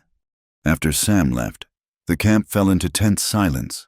Scarborough, despite his wound, began cleaning weapons obsessively. Blake paced like a caged cat, and Eliza watched Cole with growing desperation. There's another way, she said suddenly. What if I go back, tell them I escaped, that you never hurt me? It might help at the trial. No. Cole's response was immediate and firm. You're already implicated. Kane would use you as another bargaining chip. Then we all go in, fight our way out if necessary. And how many innocent people die in the crossfire? No, Eliza. This is my fight. You stubborn fool. She grabbed his shirt, fury replacing fear. You think dying nobly fixes anything? You think it brings your family back or helps those widows and orphans? It saves the Garrett boys. And condemns me. The words burst out before she could stop them. Because that's what you're doing, Cole. You're condemning me to watch you die, to live with that for whatever years I have left. He caught her hands, holding them gently. Eliza, I love you, she said fiercely. God help me. I love an outlaw with a death wish and a noble streak a mile wide. And if you think I'm letting you ride into that town alone, you're even more foolish than I thought. The confession hung between them like a living thing. Cole's eyes widened, then softened with an emotion that made Eliza's heart race. You can't love me, he said quietly. I'm everything you should run from. Too late for should. I made my choice back in that cave when I didn't run. When I saw you protect me, even though it complicated everything. She pulled her hands free, framing his face. You showed me the man behind the mask. Cole Maddox. Don't ask me to pretend I didn't see him. He kissed her then, desperate and deep, as if trying to pour a lifetime of words into the contact. When they parted, both breathing hard, Eliza saw tears tracking down his scarred cheek. I love you too, he whispered, more than I thought possible. Which is why I have to do this. I won't build a future on the blood of innocent men. Then we find another way, together. They talked through the night, planning and discarding options. Blake suggested a diversion. Scarborough, despite his fever, proposed infiltrating the town early. But every plan came back to the same problem. Kane held all the cards. As dawn approached, Cole stood and began preparing. He cleaned his guns methodically, wrote several letters, divided the remaining gold among his men. Each action felt like a goodbye. I'm coming with you, Eliza announced. Eliza? As your wife, she continued, lifting her chin defiantly. A man's wife can't be compelled to testify against him, and Kane might think twice about hanging a married man without proper procedures. We're not married. Then we'll fix that. She turned to Blake. You were ordained once. Weren't you before you took to the outlaw life? Blake shifted uncomfortably. Well, yeah, but... Then marry us right now. Eliza, this is insane, Cole protested. No more insane than riding alone into a trap. She took his hands. her eyes blazing with determination. "If you're set on this course, then I'm sharing the risk. Partners, remember until the end." Cole looked at her, really looked at her. This woman who'd been kidnapped a week ago and now stood ready to bind her life to his, even if that life might be measured in hours. "You sure about this?" he asked softly. "Never been more sure of anything." And so, in an abandoned mine shaft with outlaws as witnesses and the first light of dawn painting the sky, Eliza Hart became Eliza Maddox. Blake stumbled through half-remembered vows. Scarborough offered his mother's ring kept all these years for reasons even he couldn't explain. And they sealed their union with a kiss that tasted of tears and desperate hope. "Now what?" Blake asked when it was done. "Now we ride for Dust Creek," Cole said, but his arm was around Eliza's waist, and his voice carried new strength. "But not alone. A man facing trial deserves to have his wife beside him." "And his men," Scarborough added, levering himself upright despite the pain. "I've ridden with you this far, boss. Might as well see how the story ends." "Count me in," Blake agreed, though I still think this is crazy. Cole looked at his ragtag band, his new wife, his wounded friend, his young protege. Not the army he'd need to fight Kane, but maybe something better. People who chose to stand with him not from fear or greed, but from loyalty and love. "All right then," he said. "Let's go face the music. Together." They mounted up as the sun cleared the horizon, painting the desert in shades of gold and blood. Dust Creek waited, along with Sheriff Kane and whatever twisted justice he planned to dispense. But Cole Maddox no longer rode alone. He had something worth fighting for, worth living for, and sometimes that made all the difference. As they descended from the hills, Eliza reached over and took her husband's hand. His mask remained in her saddlebag, unneeded now. Whatever came next, they'd face it with clear eyes and honest hearts. "No regrets?" Cole asked, echoing their conversation from days ago. "Ask me again when this is over," she replied, squeezing his hand. "Eternal optimist." "Someone has to be besides." She smiled, though her eyes were bright with unshed tears. "I have faith in my husband. He's quite resourceful, I'm told." "Your husband is a fool riding toward certain doom." "Maybe, but he's my fool." She straightened in her saddle. "And if Sheriff Kane thinks he can hang Cole Maddox without a fight, he's about to learn different." The town appeared ahead, bathed in morning light. Somewhere in that cluster of building, the Garrett boys waited in chains. Sheriff Kane waited with his twisted version of justice. The gallows probably waited too, hungry for another victim. But Cole Maddox rode to meet his fate transformed, no longer the lonely ghost of the desert, but a man with a wife who loved him, friends who stood by him, and a chance, however slim, at redemption. The mask was gone, the truth revealed. Now all that remained was to see if truth could triumph over the lies that men like Kane wrapped in the disguise of law. Dust Creek looked different in the morning light, smaller somehow, as if the weight of what was about to happen had compressed it. The main street was eerily empty, except for armed men positioned on rooftops and in doorways. Sheriff Kane had prepared his stage well.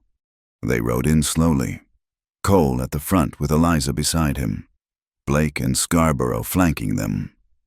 Windows filled with faces as word spread the desert ghost had come to town, and he'd brought his gang. "That's far enough," the voice boomed from the sheriff's office. Kane stepped out, tall and lean as a winter wolf, wearing a black coat that made him look more undertaker than lawman. His face was all sharp angles and cold calculation, with eyes the color of old ice. "Let the Garrett boys go," Cole called out. "I'm here as promised." Kane smiled, but it never reached those frozen eyes. "All in good time. Maddox, first, you and your people dismount. Slowly.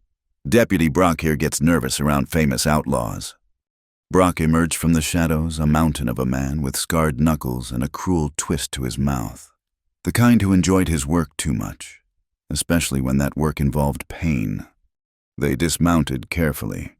Eliza noticed townspeople gathering despite the early hour, drawn by morbid curiosity. She recognized many faces from her saloon customers who'd laughed at her jokes, complimented her hospitality. Now they watched like spectators at a blood sport. "Mrs. Maddox," Kane said, tipping his hat mockingly. "Oh, yes, word travels fast. A touching gesture, marrying a condemned man. Though I wonder if you knew about his proclivities when you said your vows." "I know exactly who I married," Eliza replied steadily. "Do you? Did he tell you about the family in Tucson, mother and 3 children, burned alive in their home, or the bank guard in Silver City shot in the back while running away?" "Lies," Cole said flatly. "But then, you'd know all about lies, and wouldn't you?" "Kane." Something flickered in the sheriff's eyes, a darkness deeper than mere cruelty. "Careful, Maddox. Your friends here aren't under any protection. Accidents happen in tense situations." "Where are the Garrett boys?" Eliza demanded. Kane gestured lazily toward the jail. Through the barred window, she could see 2 figures slumped in a cell. One raised a hand weakly. They were alive. At least. "As promised, they'll go free once we have you secured." Kane's smile widened. "All of you." "That wasn't the deal," Cole said sharply. "The deal's whatever I say it is." Kane drew his pistol in one smooth motion, not quite pointing it at anyone, but making the threat clear. "Your wife's a wanted woman kidnapping victim who never reported her escape suspicious. Your men are known associates. The judge will want to question everyone." "What judge?" Scarborough growled. "The one you're bringing from Austin. How much did he cost?" "Judge Hartley is a respected jurist," Kane replied smoothly. "He'll ensure everything's handled properly. After all, we're civilized people here. Not like you animals." More of Kane's men appeared, surrounding them with drawn weapons. There was no choice but to submit. They were disarmed and marched to the jail, where the Garrett brothers were released bloody and bruised but walking under their own power. "Sorry, Miss Eliza," one brother mumbled through split lips. "We tried not to tell them nothing." "It's not your fault," she assured them, even as iron shackles closed around her wrists. The jail was small, only 3 cells. They put Cole in one alone, heavily chained. Eliza was placed in the second, while Blake and Scarborough shared the third. Through the bars, she could see her husband testing his restraints with methodical patience. "Comfortable?" Kane asked, lounging against the doorframe. "Better get used to it. Judge Hartley won't arrive until tomorrow. Plenty of time to reflect on your sins." "Why?" Cole asked suddenly. "What's your real interest in this?" Kane. "The bounty's good, but not enough to justify this production." Kane's mask of civility slipped for just a moment, revealing something inhuman underneath. "Maybe I just enjoy seeing killers get what they deserve. Or maybe..." He moved closer to Cole's cell, voice dropping. "Maybe someone wants to make sure certain secrets die with you." "What secrets?" Eliza asked, but Kane was already leaving. "Brock, nobody goes in or out except on my say, and if Maddox tries anything..." He glanced back with that cold smile. "Well, widows are common in Dust Creek." The door slammed shut, leaving them in the dim light filtering through barred windows. For a moment, silence reigned. "Well," Blake said finally, "this is cozy." Despite everything, Eliza found herself laughing a slightly hysterical sound that made Cole look at her with concern. "I'm fine," she said, composing herself. "Just thinking how a week ago my biggest worry was watered-down whiskey. Now I'm in jail, married to an outlaw, waiting for a rigged trial." "Having second thoughts?" Cole asked softly. "Never." She reached through the bars, and he stretched his chains to touch her fingers. "But I am wondering about Kane's comment. What secrets?" "Cole?" He was quiet for a long moment. "Remember I mentioned Clayton Morris, The land baron who stole our ranch? The one whose men gave you that scar? Kane was there that night. He was Morris's enforcer before he got respectable. Had a different name than Elijah Frost. Cole's voice was grim. He was the one who held me down while they marked me, enjoyed every second of it. But you escaped, killed Morris, and 6 witnesses who could identify everyone involved. Kane Frost was smart enough to disappear, reinvent himself. Guess he figured enough time had passed to be safe. Then I showed up alive. So this isn't about justice at all, Scarborough said. It's about silencing you. Among other things. Cole tested his chains again. He can't just murder me too many questions, but a legal hanging after a proper trial that solves his problem nicely. The day crawled by with agonizing slowness. Brock brought water and hard bread, leering at Eliza in a way that made her skin crawl. Townspeople occasionally peered through the windows, whispering among themselves. She caught fragments. Always seemed like such a nice girl. What do you expect? Running a saloon. Here she helped them rob the stage. Late afternoon brought an unexpected visitor. Margaret Shaw swept in like a force of nature, a handsome woman in her 50s, wearing men's riding clothes and an expression that could freeze hell. 10 minutes, she told Brock, pressing gold coins into his meaty palm. And you'll stand where I can see you. Cole Maddox, she said, positioning herself where she could see all the cells. You probably don't remember me. Mrs. Shaw. Cole straightened as much as his chains allowed. From Colorado. You bought horses from us years back. Good memory. Also bought information.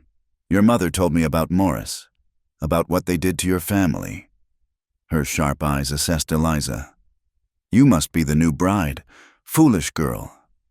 Excuse me, Eliza bristled. Marrying a marked man, though I suppose the heart wants what it wants. Margaret's expression softened fractionally. I've sent word to Austin. The real Judge Hartley died of apoplexy 2 weeks ago. Whoever Kane's bringing is an imposter. Hope flared in Eliza's chest. Can you prove it? Working on it. Also working on other things. Kane's not as clever as he thinks paper trails have a way of surfacing. She looked at Cole intently. Stay alive until tomorrow night. That's all I ask. Why help us? Blake asked suspiciously. Because 30 years ago, another land baron tried to steal my ranch. A young Confederate soldier stood up for me, even though I was a Union supporter. Got himself shot for his trouble. She smiled sadly. Your father was a good man. Cole Maddox, I pay my debts. She left as abruptly as she'd come, leaving them with questions and fragile hope. But as night fell, that hope seemed increasingly desperate. Through the window, they could see men building something in the town square, a raised platform that could only be gallows. They're not waiting for the trial, Scarborough observed grimly. Kane's confident of the outcome. Cole replied, he'd been working steadily at his chains, using a nail Blake had pried from the wall. Progress was slow. Too slow. Around midnight, Eliza woke to the sound of her cell door opening. Brock stood there, reeking of whiskey, with 2 other men behind him. Sheriff says we should check the prisoners, he slurred, eyes roving over her. Make sure you're comfortable. Touch her and die. Cole's voice was deadly calm, but his chains rattled with suppressed fury. Big talk from a dead man. Brock stepped into the cell, reaching for Eliza. She waited until he was close, then drove her knee into his groin with all her strength. As he doubled over, gasping, she grabbed his hair and slammed his face into the iron bars. He dropped like a felled ox. His companions rushed forward, but Cole had worked one hand free. The thrown nail caught one in the throat, sending him stumbling back, choking. The other froze as Blake and Scarborough began shouting, raising the alarm. Get his keys, Cole commanded. Eliza scrambled for Brock's keyring, hands shaking, but before she could use them, Kane appeared with a dozen men. all armed. Well, well. The sheriff surveyed the scene with amusement. Assaulting a deputy, that'll add nicely to the charges. He gestured to his men. Chain her to the wall? Seems Mrs. Maddox is more dangerous than she appears. They secured Eliza with additional chains, ignoring Cole's threats. Brock was dragged out. Still groaning, Kane lingered, studying them like specimens. You know what I appreciate about this situation, he mused. The symmetry. 7 years ago. I held you down while others did the cutting. Tomorrow, I'll hold the whole town's attention while the hangman does his work. Progress. Wouldn't you say? You're insane, Eliza spat. No, Mrs. Maddox, I'm a survivor. Your husband should have stayed dead the first time. His mistake. Kane touched his hat brim mockingly. Sleep well. Big day tomorrow. The rest of the night passed intense vigilance. Cole worked frantically at his remaining chains, while Eliza tested every link in hers. Blake picked at the cell's lock with improvised tools.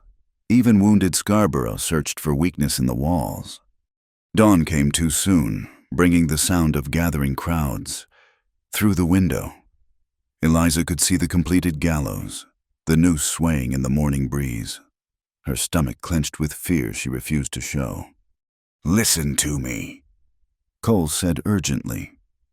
Whatever happens, don't interfere. Promise me, Eliza. I won't watch you die. You might not have a choice, but if Margaret Shaw's plan works, and if it doesn't, he met her eyes through the bars. Then remember me as I am now, not what comes after.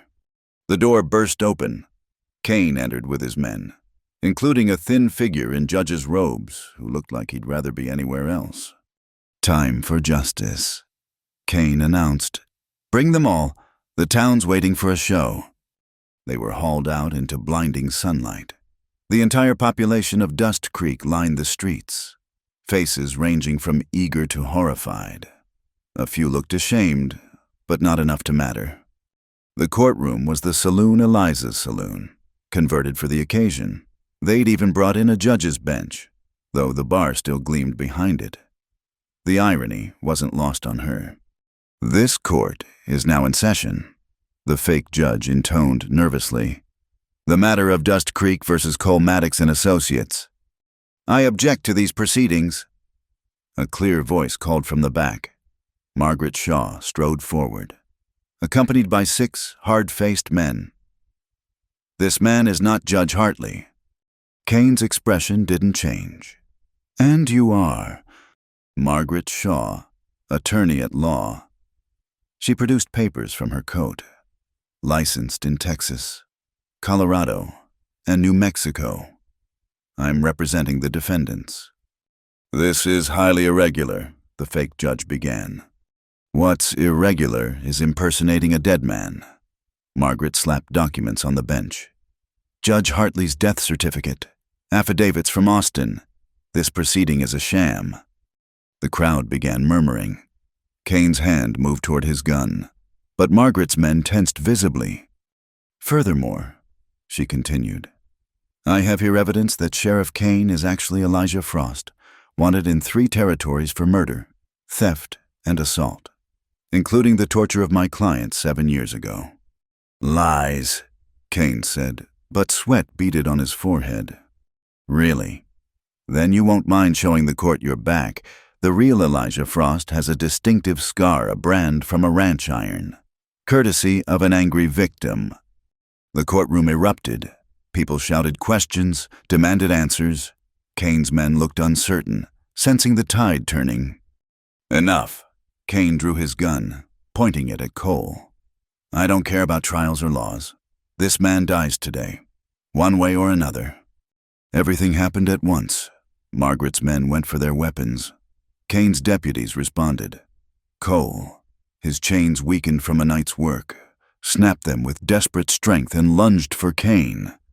The gun went off. Eliza screamed as Cole staggered, red spreading across his shirt. But momentum carried him forward, and his hands found Kane's throat. They crashed to the floor. rolling in desperate combat as gunfire erupted around them. Blake had somehow gotten free and was shooting with deadly accuracy. Scarborough, despite his wound, had flipped a table for cover and joined the fight. Margaret's men proved their worth, cutting down Kane's corrupt deputies with professional efficiency. But Eliza only had eyes for Cole. He and Kane rolled across the floor, each fighting for control of the gun. Kane was fresh, uninjured, younger. Cole was wounded, exhausted, fighting with the last of his strength. The gun went off again. Both men went still. Cole! Eliza fought against her chains, desperate to reach him. Slowly, painfully. Cole rolled away from Kane's motionless form. Blood covered them both, making it impossible to tell who was wounded worse. Then Kane's eyes went glassy, a spreading pool beneath him telling the final story. Cole, Eliza was there as Blake freed her chains, catching her husband as he collapsed. The wound in his side was bad, but not immediately fatal if they could stop the bleeding. "Did we win?" he asked weakly, attempting a smile. "Shut up and let me work." She tore fabric from her dress, pressing it against the wound. Around them, the battle was ending. Kane's remaining men surrendered or fled. The townspeople stood in shocked silence, processing how thoroughly they'd been deceived. "Margaret Shaw, you magnificent woman," Scarborough said admiringly as the lady lawyer directed the securing of prisoners. "Just returning a 40-year-old favor," she replied crisply, then knelt beside Cole. "How is he?" "He needs a doctor," Eliza said, "a real one. Already sent for, best in the territory." Margaret studied Cole's pale face. "You did good, son. Your father would be proud." "My father never robbed stages," Cole mumbled. "No, but he stood up to bullies. Same principle, different method." She rose. "All business. I'll need statements from everyone. The territorial governor will want a full report. Oh, and Mrs. Maddox, the marriage is legal. I checked. Congratulations." The doctor arrived within the hour, competent and efficient. Cole was moved to a proper bed above the saloon, Eliza hovering anxiously as the wound was cleaned and stitched. "He'll live," the doctor pronounced. "Barring infection, man's tough as saddle leather." "He'd better be," Eliza murmured, holding Cole's hand. "We have plans." As the sun set on Dust Creek, painting the sky in shades of redemption, the town began the slow process of healing. The corrupt deputies were jailed in their own cells. Poetic Justice, the fake judge, revealed as a failed actor Kane had hired, was released with a warning never to return. And, in a room above the saloon, Cole Maddox slept peacefully for perhaps the first time in years, his wife standing guard. The mask lay forgotten in their saddlebags, no longer needed. Truth had won, if barely. But Eliza knew the fight wasn't over. There would be legal proceedings, questions about the stolen gold, decisions about the future. Cole was still technically an outlaw, despite Kane's crimes. Tomorrow would bring new challenges. But tonight, her husband was alive. The immediate danger passed. It was enough. She kissed his forehead gently, then settled in to watch over him through the long night ahead. Whatever came next, they'd face it together. Partners until the end, though, hopefully.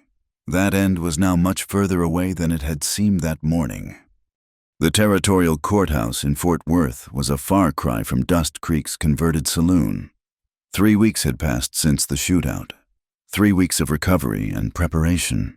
Cole's wound had healed enough for travel, though Eliza still fussed over him like a mother hen.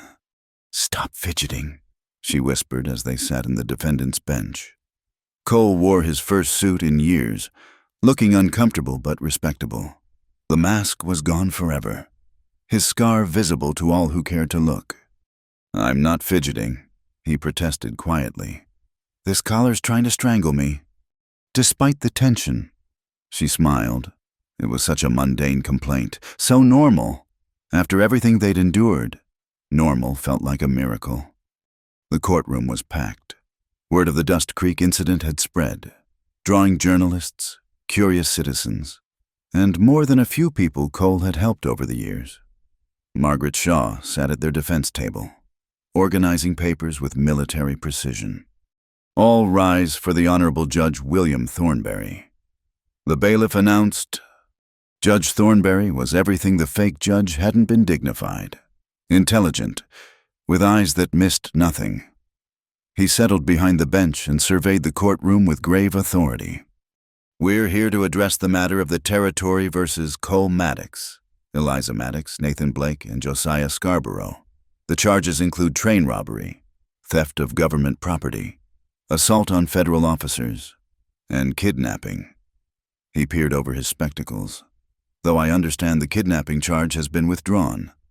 It has, Your Honor. The prosecutor confirmed reluctantly. Mrs. Maddox has provided testimony that she remained with the defendants voluntarily after the initial incident. The judge shuffled papers. Mrs. Shaw, I've reviewed your preliminary motions. You're claiming self-defense and extenuating circumstances. Yes, Your Honor. We'll demonstrate that my client's actions, while technically illegal, were driven by corruption in local law enforcement and a pattern of systematic injustice that left them no legal recourse. That's a bold claim, Counselor. The evidence will support it, Your Honor. The trial began in earnest. The prosecutor, a thin man named Clement Hayes, laid out the facts methodically. The stolen payroll, the dead men at the relay station, the string of robberies attributed to Cole over the years. It was damning, and Eliza felt her heart sink with each piece of evidence. But Margaret Shaw was magnificent. She cross-examined each witness with a surgical precision, drawing out contradictions and revealing biases. When Samuel Pike took the stand, she guided him through testimony about Sheriff Kane's reign of terror in Dust Creek. He wasn't interested in justice, Sam said firmly. He wanted fear, used his badge to settle old scores and line his pockets. And did the defendant ever harm innocent citizens? Margaret asked. No, ma'am. Cole Maddox only took from those who could afford it, and he helped folks when he could. Widow Martinez's farm would have been foreclosed if not for mysterious money appearing to pay her debts. Objection! Hayes called hearsay and speculation. Sustained. Judge Thornberry ruled, but the jury had heard it. The pattern continued for days. Witnesses testified to Cole's crimes, but also to his character. The Mexican vaqueros appeared, describing how he'd helped save their wounded companion. The prostitute from the trading post told how Cole had saved her from Harrison years ago, starting his outlaw path. Then came the revelation that shifted everything. The defense calls Robert Pinkerton, Margaret announced. The courtroom buzzed, the famous detective agency owner himself appearing for the defense. Pinkerton took the stand with obvious reluctance. Under Margaret's questioning, he revealed a truth that stunned even Eliza. We've been investigating corruption in territorial law enforcement for 2 years. He admitted Sheriff Kane Elijah Frost was part of a larger conspiracy. Land barons, corrupt judges, and lawmen working together to steal property from war widows and former Confederate soldiers. And what was Cole Maddox's role in this? Pinkerton's jaw tightened. We believe he was unknowingly disrupting their operations. Every time Maddox robbed a payroll or stage, he was actually intercepting money meant to fund their land-grabbing schemes. Are you saying the defendant was helping your investigation? Inadvertently, yes, though his methods were unorthodox. And the stolen payrolls. Examination of the records shows interesting patterns. The stages Maddox hit were always carrying inflated manifests. A $100,000 payroll might actually contain $50,000 in real currency and $50,000 in fraudulent vouchers. The implications were staggering. Cole hadn't just been robbing stages, he'd been unwittingly attacking a criminal conspiracy that reached to the highest levels of territorial government. When Eliza took the stand, She spoke from the heart about the man she'd come to know. The protector, not the predator. The man haunted by his past, but trying to forge a better future. He could have let his men have their way with me, she said quietly. Could have killed me to silence a witness. Instead, he protected me at great risk to himself. That's not the action of a heartless criminal. You married him, Hayes pointed out on cross-examination. Aren't you biased? I married him because I saw who he really was, Eliza replied steadily. A good man who'd lost his way, trying to find it again. Cole himself was the last to testify. Margaret had argued against it, but he'd insisted. He sat in the witness box, no longer the feared desert ghost, but simply a tired man seeking redemption. I've done wrong, he said simply. Killed men, stolen money, lived outside the law. I won't make excuses, but every dollar I took went to people ground down by the same system that destroyed my family. Maybe that doesn't justify it, but it's the truth. The men you killed, Hayes pressed. Do you regret their deaths? Cole considered carefully. I regret that killing was necessary, but men like Harrison, Morris, Kane, they use the law as a weapon against the defenseless. When the law becomes a tool of oppression, what choice do decent people have? So you appointed yourself judge and executioner. No, I appointed myself a survivor, and I tried to help others survive too. Margaret's closing argument was passionate and compelling. She painted a picture of a broken system that created outlaws out of honest men, that forced people to choose between law and justice. Cole Maddox is guilty of breaking laws, she concluded. But those laws were being used to destroy innocent lives. When legal remedies fail, when corruption runs so deep that wearing a badge becomes licensed to terrorize, what option remains? Do we condemn a man for fighting back against systematic oppression, or do we recognize that sometimes the outlaw is more hero than villain? Hayes's closing was equally powerful, focusing on the rule of law and the chaos that resulted when individuals took justice into their own hands. The jury retired to deliberate, leaving the courtroom in tense silence. They were out for 6 hours. 6 hours that felt like 6 years to Eliza. She held Cole's hand throughout, feeling the tension in his grip. Whatever happens, he murmured, these weeks with you have been worth everything. Don't talk like that. We're going to win. And if we don't, then I'll wait, however long it takes. The jury filed back in, their faces unreadable. The foreman, a weathered rancher, stood to deliver the verdict. On the charge of train robbery, we find the defendant, Cole Maddox, guilty. Eliza's heart plummeted. On the charge of theft of government property, guilty. On the charge of assault on federal officers, guilty. Each word was a hammer blow. Cole squeezed her hand but remained stoic. However, the foreman continued, and that single word restored hope. We recommend mercy. These were crimes born of desperation and injustice. We ask the court to consider the extraordinary circumstances and the defendant's efforts to help those abandoned by the law. Judge Thornberry nodded gravely. The jury has spoken. Mr. Maddox, please stand for sentencing. Cole rose, Eliza beside him. The judge studied them for a long moment before speaking. Cole Maddox, you are indeed guilty of the crimes charged. The law is clear on this matter. He paused. However, the law also allows for judicial discretion in cases of extraordinary circumstances.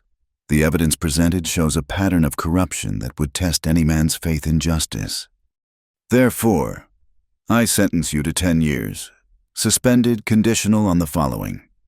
You will make restitution for the stolen funds, though I note much of it has already been distributed to needy families.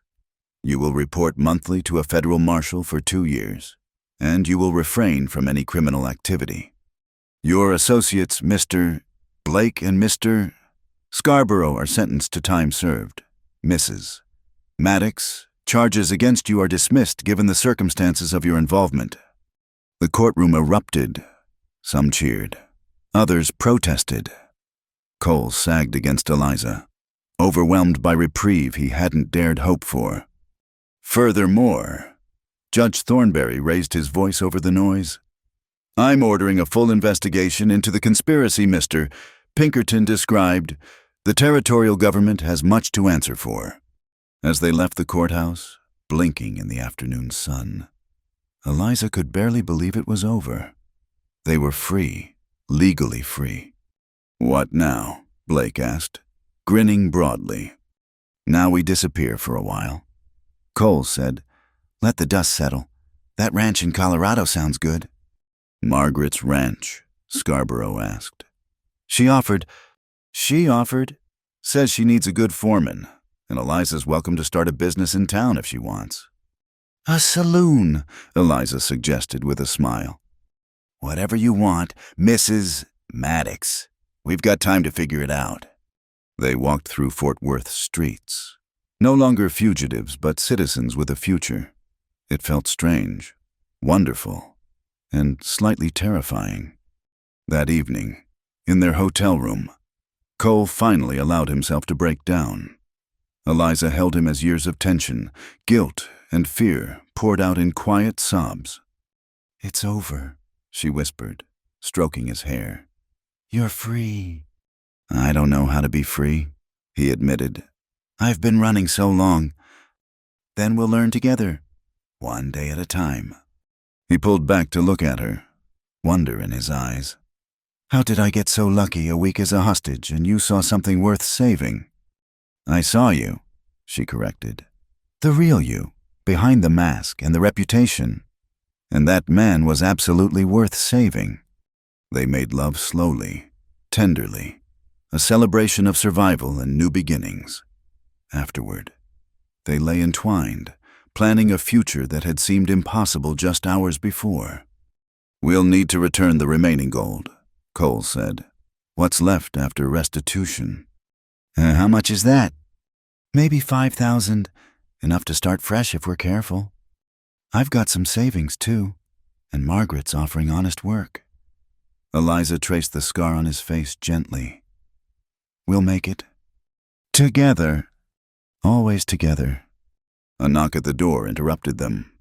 Cole tensed, old instincts dying hard, but it was only a telegram delivery. Eliza read it and laughed. "It's from Sam Pike. He says the town council voted to offer me my saloon back. Free and clear. Apparently, they feel guilty about the whole Kane situation." "Will you take it?" She considered.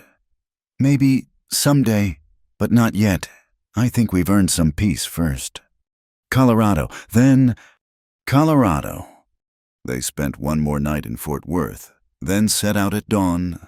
Blake headed south, talking about Mexico and senoritas. Scarborough went east, mentioning a sister in Missouri he hadn't seen in years.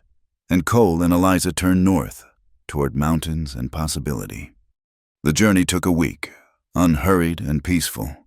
They camped under stars, swam in clear streams, made love in meadows carpeted with wildflowers. It was a honeymoon of sorts, though unconventional. Margaret's ranch sprawled across a valley with mountain views that took Eliza's breath away. The older woman greeted them warmly, showing them to a small house on the property. "It's not much," Margaret said, "but it's private and comfortable." "It's perfect," Eliza assured her, already envisioning curtains in the windows and flowers in the yard. That first night in their new home, Cole stood on the porch, breathing air that didn't taste of dust and gunpowder. Eliza joined him, slipping under his arm. "Regrets?" she asked, echoing their old refrain. "None," he said firmly. "For the first time in my life, absolutely none." "Good, because I have plans for you, Mr. Maddox. Respectable plans involving crops and cattle and maybe some children."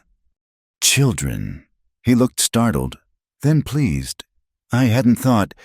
Do you want—" "Eventually, when we're settled, when the past is truly behind us. It might take time for people to forget the desert ghost. Then we'll make new memories, better ones." They stood together as darkness fell over their new life.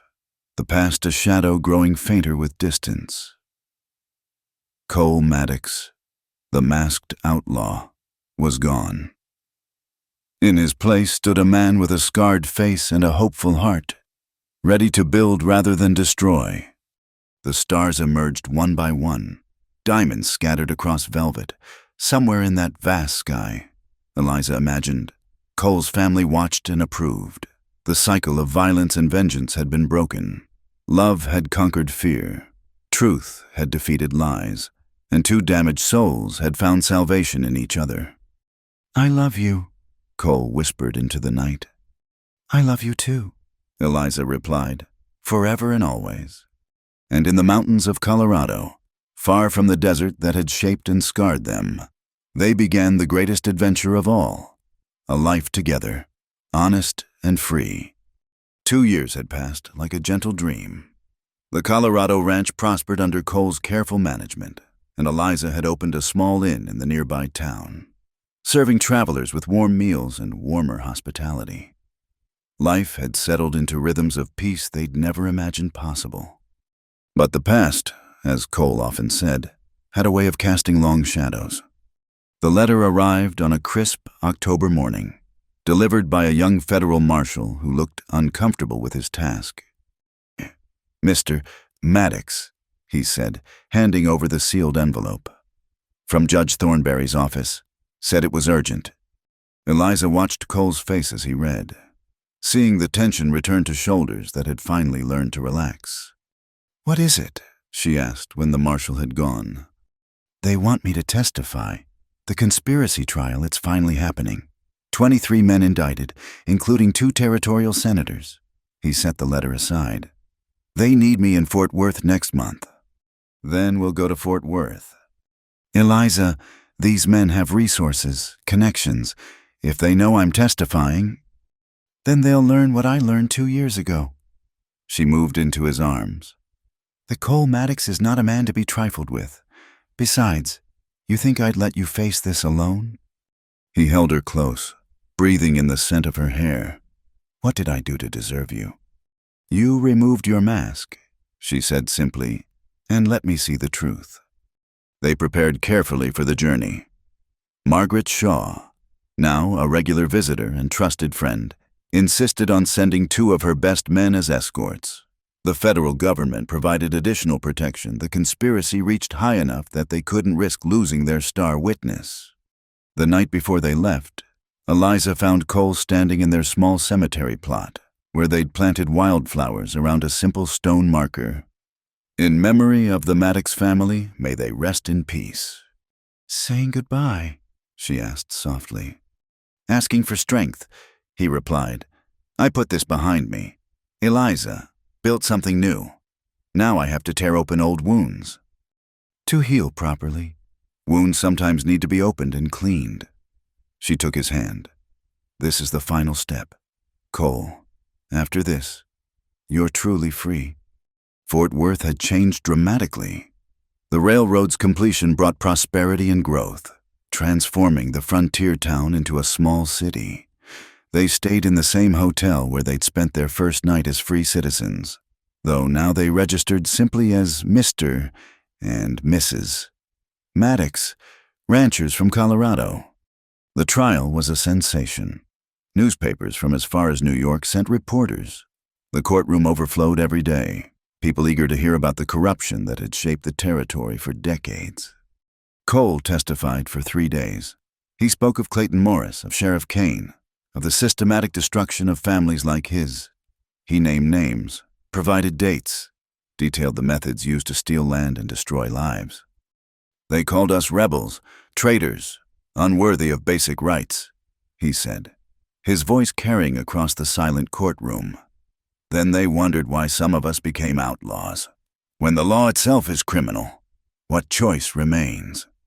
The defense attorneys tried to discredit him, a convicted criminal, a known killer, a man with every reason to lie. But Cole's dignity under their attacks, his unflinching honesty about his own crimes, only strengthened his credibility.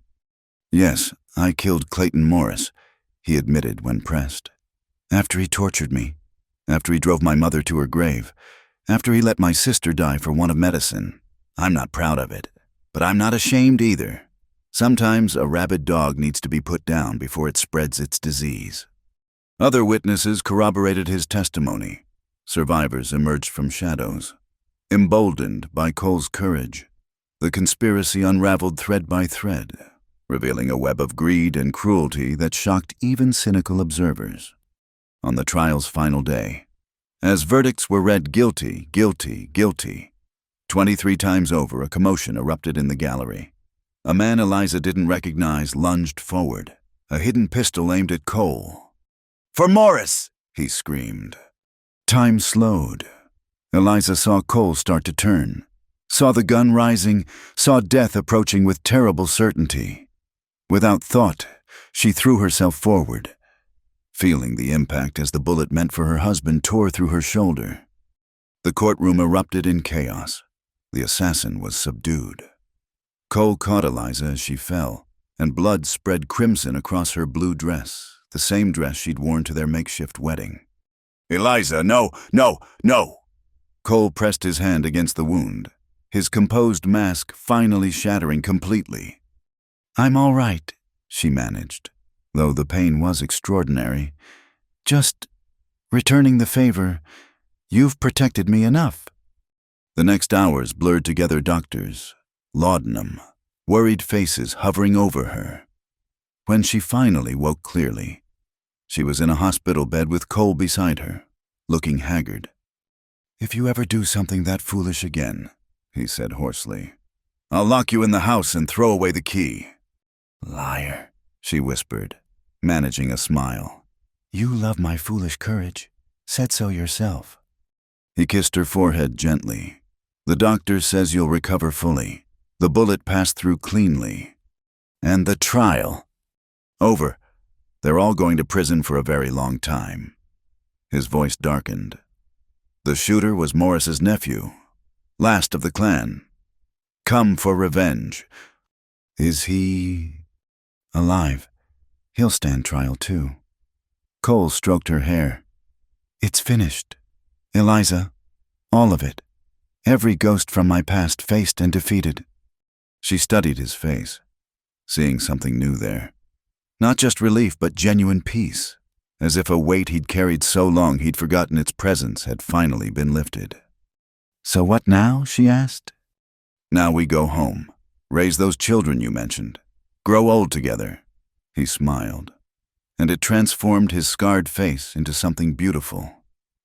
Live the life my family never got to have. Recovery took weeks, but finally they were able to travel. The journey home was different this time, no urgency, no fear of pursuit, just two people returning to a life they'd built together. Margaret met them at the ranch with tears and scolding. "Taking bullets for your man, haven't you given enough to that fool?" "Apparently not." Eliza laughed, then winced as it pulled at her healing shoulder. That night, in their own bed, they held each other carefully. Outside, early snow dusted the mountains, transforming the landscape into something pure and new. "I've been thinking," Cole said quietly, "about the future." "Oh." Blake wrote. He's got a freight business in Santa Fe. Needs investors. And Scarborough's teaching school in Missouri, if you can believe it, wants us to visit. "A social outlaw network," Eliza teased. "Reformed outlaws," he corrected. "Men who found second chances." He paused. "I want to help others do the same. Maybe use what's left of the money to start something. A fund for war widows, or families displaced by violence. The Maddox Foundation." "The Hart Maddox Foundation," he amended. "Your father's dream of helping people continued." Eliza felt tears prick her eyes. "He would have liked that. Would have liked you, once he got past the outlaw part." "Think so." "I know so. He always said the measure of a man wasn't his mistakes, but what he did to make them right." They were quiet for a while, listening to the wind sing through the mountains. Then Cole spoke again, so softly she almost missed it. "Thank you." "For what?" For seeing past the mask, for believing I could be more than what I'd become, for taking a bullet, though don't ever do that again. You're welcome, and no promises." He laughed, pulling her closer. "Eliza Maddox, you are still the most dangerous thing that ever happened to me." "Good dangerous or bad dangerous?" "The best dangerous, the kind that saves a man's soul." Spring came early that year, bringing new life to the valley. Eliza discovered she was pregnant just as the first wildflowers bloomed. Cole's joy was tempered with worry. The world still seemed too harsh for innocence, but Eliza had faith enough for both of them. "This child will know only love," she promised. "No masks, no secrets, no running, just truth and hope and possibility." Their daughter was born in September. With her mother's spirit and her father's eyes, they named her Sarah Hope Maddox, honoring the past while looking toward the future. Years flowed by like the stream that ran through their property. The Hart Maddox Foundation helped dozens of families. Their inn became known as a place where anyone seeking a fresh start could find work and shelter. Cole's reputation transformed from feared outlaw to respected citizen, though he never forgot the lessons learned in harder times. Sometimes, on quiet evenings, Eliza would find him on the porch, watching the sunset paint the mountains gold. The scar on his face had faded to a thin line, barely visible unless you knew to look. The deeper scars, the ones on his soul, had healed as well, not erased but integrated, part of the man he'd become. "Regrets?" she'd ask, their old ritual still bringing smiles. "Only one," he'd reply, pulling her close. "That it took so long to find you." Their children, 3 eventually. 2 girls and a boy, grew up knowing their father's story, not the romanticized version sung in ballads, but the truth that good people could do bad things when pushed too far. That redemption was possible, but required courage, and that love could indeed conquer even the darkest past. Blake visited often, his freight empire making him wealthy but never changing his loyal heart. Scarborough married a widow with 4 children, becoming the father figure he'd never expected to be. Even Margaret Shaw, that formidable woman, softened enough to bounce grandchildren on her knee when she thought no one was looking. The West changed around them. Territories became states. The frontier faded into memory. The age of outlaws ended, but in their valley, in their home built on truth and second chances, the best of that wild spirit lived on. One evening, as their 10th anniversary approached, Cole surprised Eliza with a gift. She unwrapped it carefully, gasping when she saw what lay inside his old mask, preserved under glass with a small plaque. When the outlaw removed his mask, she learned danger could feel like the sweetest kiss. She read aloud, then looked up with tears in her eyes. "You kept it." "As a reminder," he said softly, "of who I was, who I became, and who saw the truth between." He kissed her gently. "Happy anniversary, Mrs. Maddox." "Happy anniversary, Mr. Maddox." She set the frame on the mantel, where it would stay not hidden in shame, but displayed as testament to transformation. "Thank you for removing it that night. Thank you for making it worth removing." They stood together, watching their children play in the yard, while sunset turned the mountains to gold. The mask watched from its frame, no longer needed, a relic of harder times transformed into a symbol of hope.